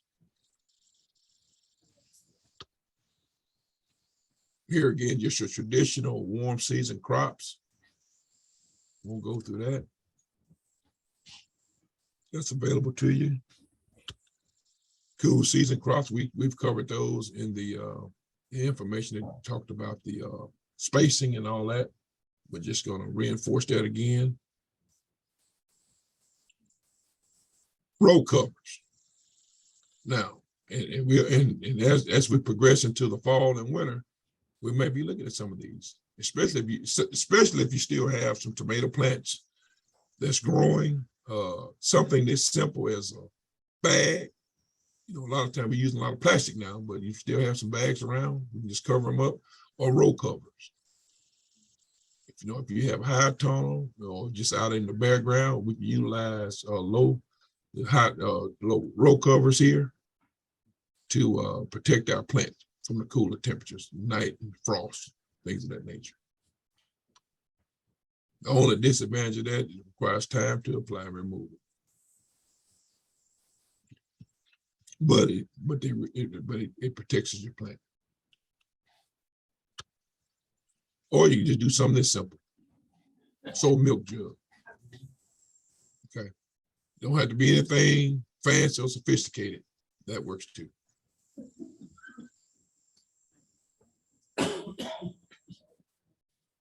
And just give you an example, you got, we talked about the container garden, PVC. Yeah, you got a row cover right there.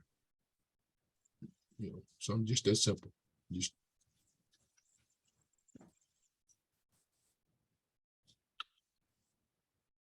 here again, just plant support. You got, tomatoes, you need the trellis to support your tomato plants, because it's very important, it reduces disease, and also it supports that plant. Now, what I can't figure out, I was agent over in Hartman County, for some reason, I had a grower, he wouldn't trellis it, one or two of his tomato plants, for some reason, it wasn't on a trellis system. Man, that thing stayed just a luscious green, kind of the whole growing. I could never figure out. Then you look at some of his plants that was trellis, had early blight on it. And I just can never figure it out for that in the world. But you want to get your plants up, because if you do have a disease issue, you want that leaf, the leaves off the ground, so when you get rain, it doesn't splash and spread your diseases throughout the plant. So you want to create that trellis system, support your plant, because if you have one thing about tomatoes, if you have a heavy load on them, then it could also damage your plant and decrease your yield.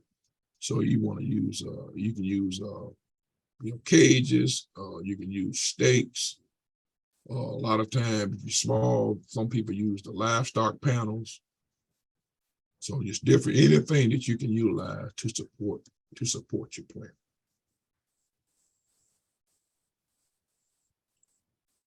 Just give you another example. You got parts here, you got the stakes there, you got the stakes here. You just got here's your panels, what they look like, and like somebody utilizing screens here. This gives you just an example of some different type of plant support systems that you can utilize.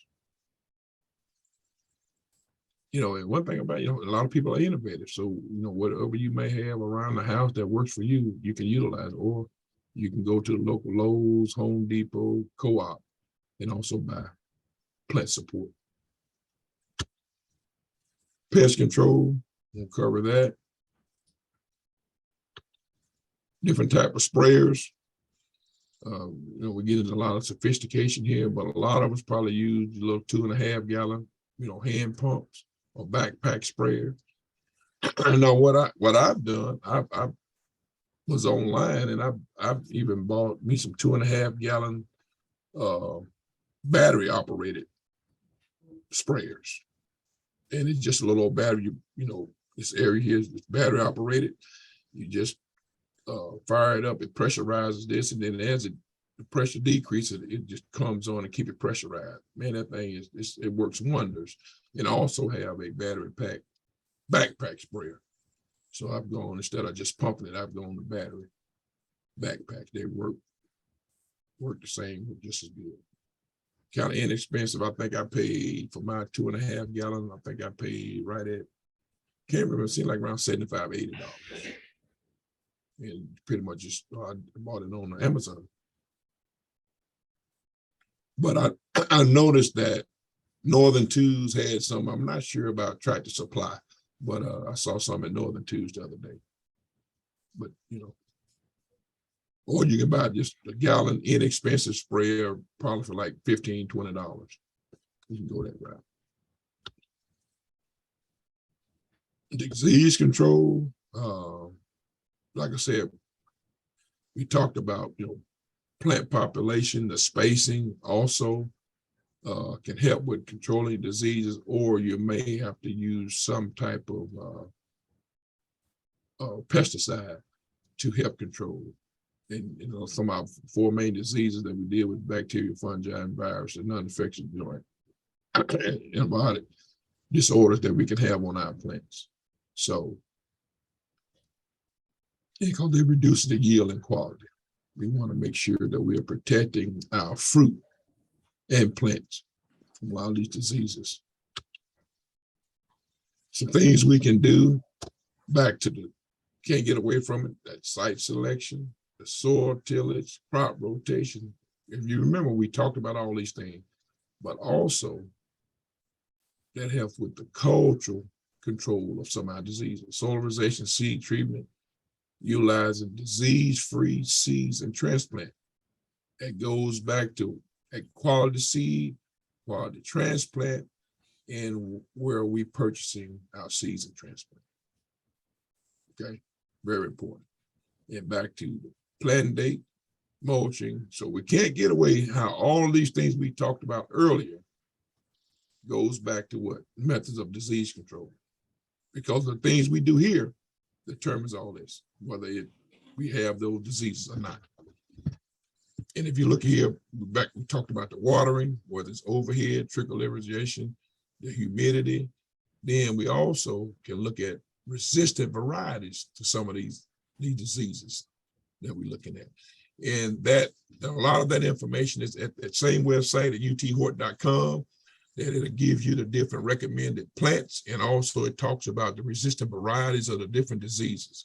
So that's available to you all also. Right here, we're talking about blossoming rot on tomatoes, okay? And a lot of times that is due, now we're going right back to our soil, lack of calcium, low pH. And also it can be due to moisture because we don't have proper moisture in the soil. A lot of time back, what did we say about taking up the nutrients? So a lot of time, if the real dry soil, then the plant can't uptake the calcium needed. Okay, but it always goes back to a lot of stuff we talked about earlier. Insect control. We want to make sure that we can control our insects. Very important because it damages our fruit as well as it damages our plants. Okay. Because guess what? The fruit is what we eat.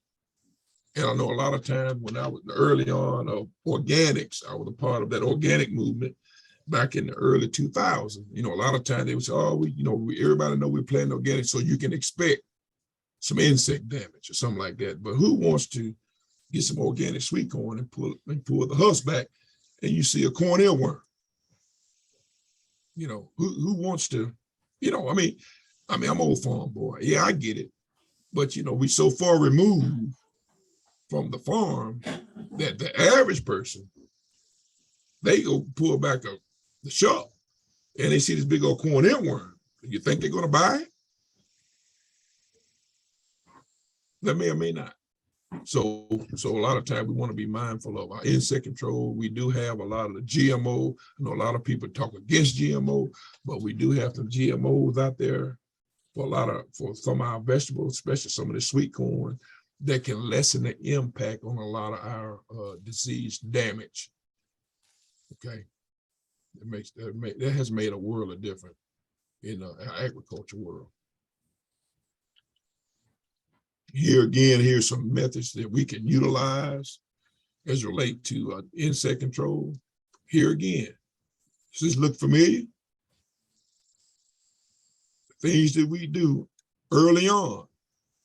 What? Site selection, removal of crop residue, promoting healthy plant. Same thing. Also helps us with insect control because it's kind of like if you think about the human body.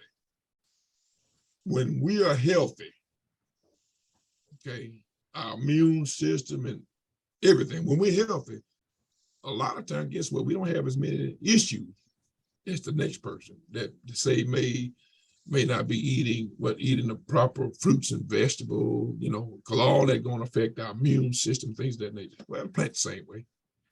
Plant the same way. So here again, some mechanical control, solarization, the different mulches, physical barriers, hand picking, cutting out vine board. Okay, here's just some of the mechanical control that we can do.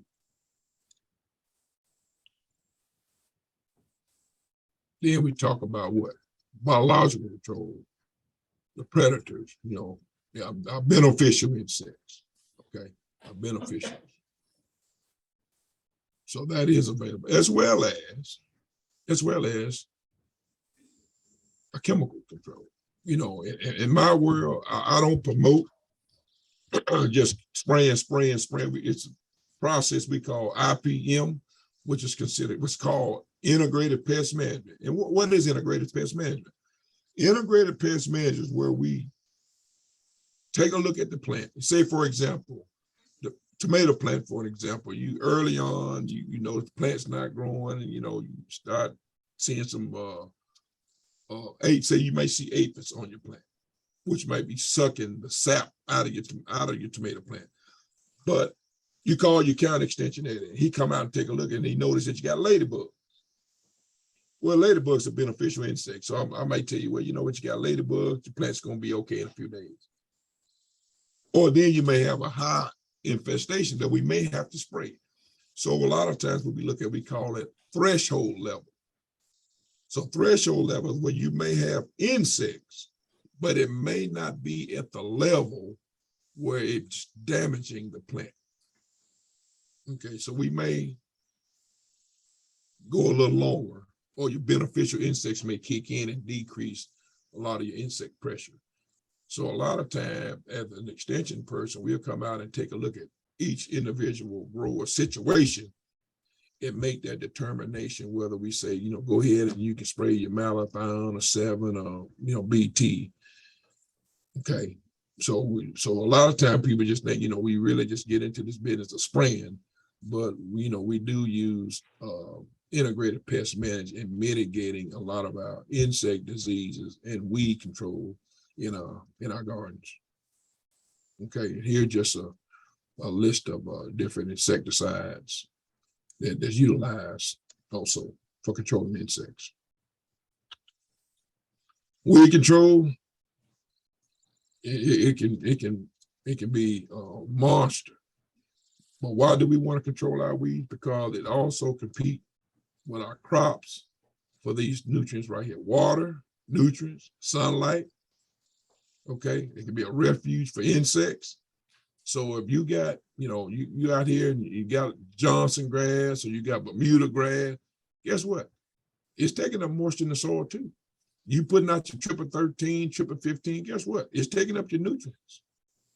It's getting the sunlight, or it may be shading out your plant. So then this is what happens here. You're gonna reduce your yield, your quality, also can make harvest difficult. Now, what I will say as it relates to watermelon, I like a little grass. I like a little weeds. Why? Because guess what? It creates, it also can help shade the watermelon so you don't get sunburned. So depending on your situation, sometimes, weeds can be good, but hopefully by the time you get weeds and say crops like watermelon or muskmelon, that you have the crop, it's been matured and it doesn't affect yield. Okay. It doesn't affect your yield. So it depends on the situation, which is very few situations where weeds are a good thing. But I really like having a little weeds in my melon because it helps protect the crop. Here again, just talking about, weed control. We got the cultural practices, using several free of weed pressure. You can use, you can cultivate, raised beds. You don't want to deal with as much weed, different mulches, whether it's black plastic. A lot of people use newspaper, hay, straw, things of that nature. But you can get in a situation where you mess around and get a little sunlight, you get a little water, a little moisture, guess what? You're gonna have weeds. So be mindful of that. Then we also have this chemical, we can't apply chemicals, but we are limited as it relates to homeowners, because a lot of these herbicides doesn't come in small quantities. So you kind of limit on what you can use. And then a lot of times we have a tendency of planting a lot of different crops within a small area. So it doesn't, it's not feasible for us to spray because we, limited on what we can spray depending on the type of vegetable that you are growing. So for the most part, we have to hand weed, or we have to use the hoe, or we have to use a tiller or something like that. So we are kind of limited on a lot of chemical control that we can use in the home garden. Stale seed bed technique controls weed prior to planting. That's really a good method. Back to what we talked about, preparing your bed early on. That way, when you're not germinating seeds every time you tilling the soil, and that's what I really like about cover crops, because you can go out here, plant your cover crops, get them established in the fall. You've already created that bed. Then you can terminate your cover crop. And you don't have to till, or you can just work the area in which you're going to plant. Okay, so I really like preparing my stale seed bed in the fall if possible, or working it earlier in the spring if the moisture, the rainfall, and things we get in early spring doesn't hinder any of that. And that way you give the opportunity, you can go in there, either, when weeds emerge, you can kill it, and you're not working up the seed bed in your garden. That's all I have. Do I have any questions? Do y'all have any questions for Finis while we got him here? No? Okay. I just have Okay. a question about if you don't have a big place for garden, but you just want a container garden, Okay. You just buy soil and change it every year? Or how do you do that when everything's in like small pots? Okay, she's asking about container gardens or small pots. I can kind of go over this. I mean, when you do that, you probably need to add some new soil to it each year. Use like a potting soil mix. I like using either like BMX or I'm not going to name any other brand names, but a good potting soil mix. Okay, if you do raised beds, you probably want to add some real soil in there with the potting mix. So and I like to change your pots out. If you're raising tomatoes in them one year, you'll want to raise something else in them next year. So like in large gardens, we do rotations. And it's the same thing with containers or raised bed gardens. You need to figure out a way to rotate by families. Okay, So that can cause problems with the soil and diseases and things like that. And so you want to do a good cleanup of your pots or your raised beds, just like you would a regular garden. I like to plant something back, even if it's something as simple as mustard seed or turnips or something, to cover that area, or just put the pots up in the garage, however you handle that, if you have a small area. So several different ways to go about it there. okay, So, great, okay. thank you. All right, we got one more. If you're doing container gardening, like, I have 4 raised beds and I have several pots. My Okay. blueberries are in pots. Okay. Without doing, he's recommending, of course, soil testing. But, like I said, I have. Okay. All right, we were talking about soil test. And when you're doing raised beds, okay, we have 2 options for soil test. If you're building your garden traditional way with real soil out of the ground, that is your standard soil test. If you're putting in potting media, then you have to have what's called a media test conducted at the lab. Okay, and there is a difference in price because you're basically, when you're using a potting mix, it is a soilless potting mix. And so if you send that in for a standard soil test, it doesn't work with the chemistry. So different testing for different types of soils or media. Okay, let me see if he wanted to add anything on about that before I move on to another topic. I'm sorry. Did you? No, you covered that right. You're right. So it's a whole different test. So you need to make sure you send it in as the soil media so you can get the right results back. Okay, very good. Okay. You kept mentioning the price of the soil test is 15. Okay. I think I paid 20. So Okay. different counties. Yes, the price on the soil test, the lab charges $15 for the test right now.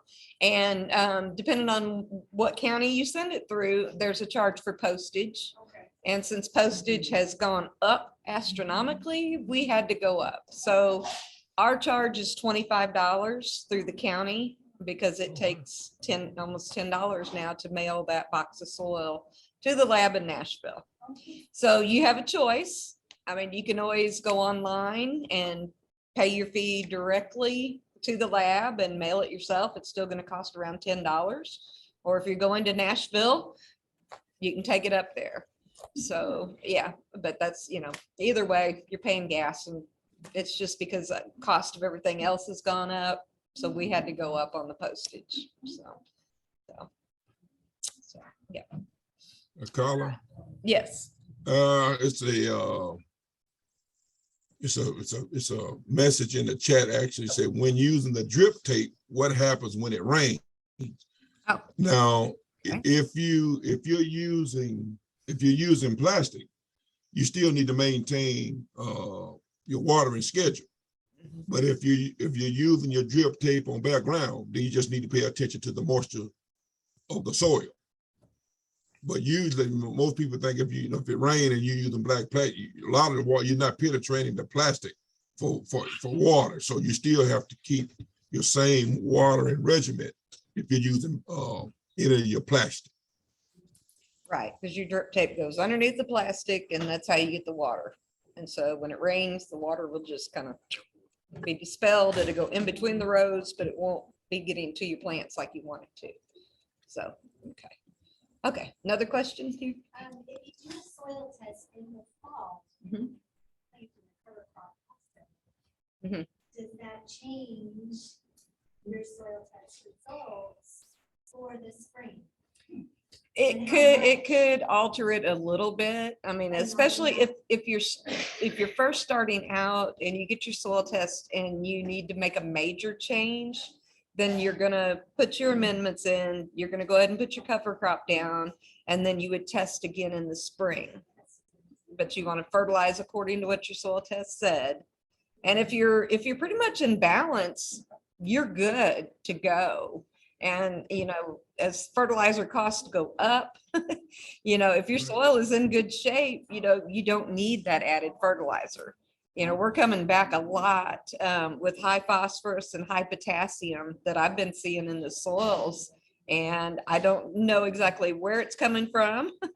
And people are just, over application. So if your soil test doesn't say that you need it, don't put it on there. So if that makes sense. Okay. Yeah. Oh, I'm sorry. Is there some- It's okay. I just had one more. What do? You know how you were saying about keep getting the most by having straight rows and things like that.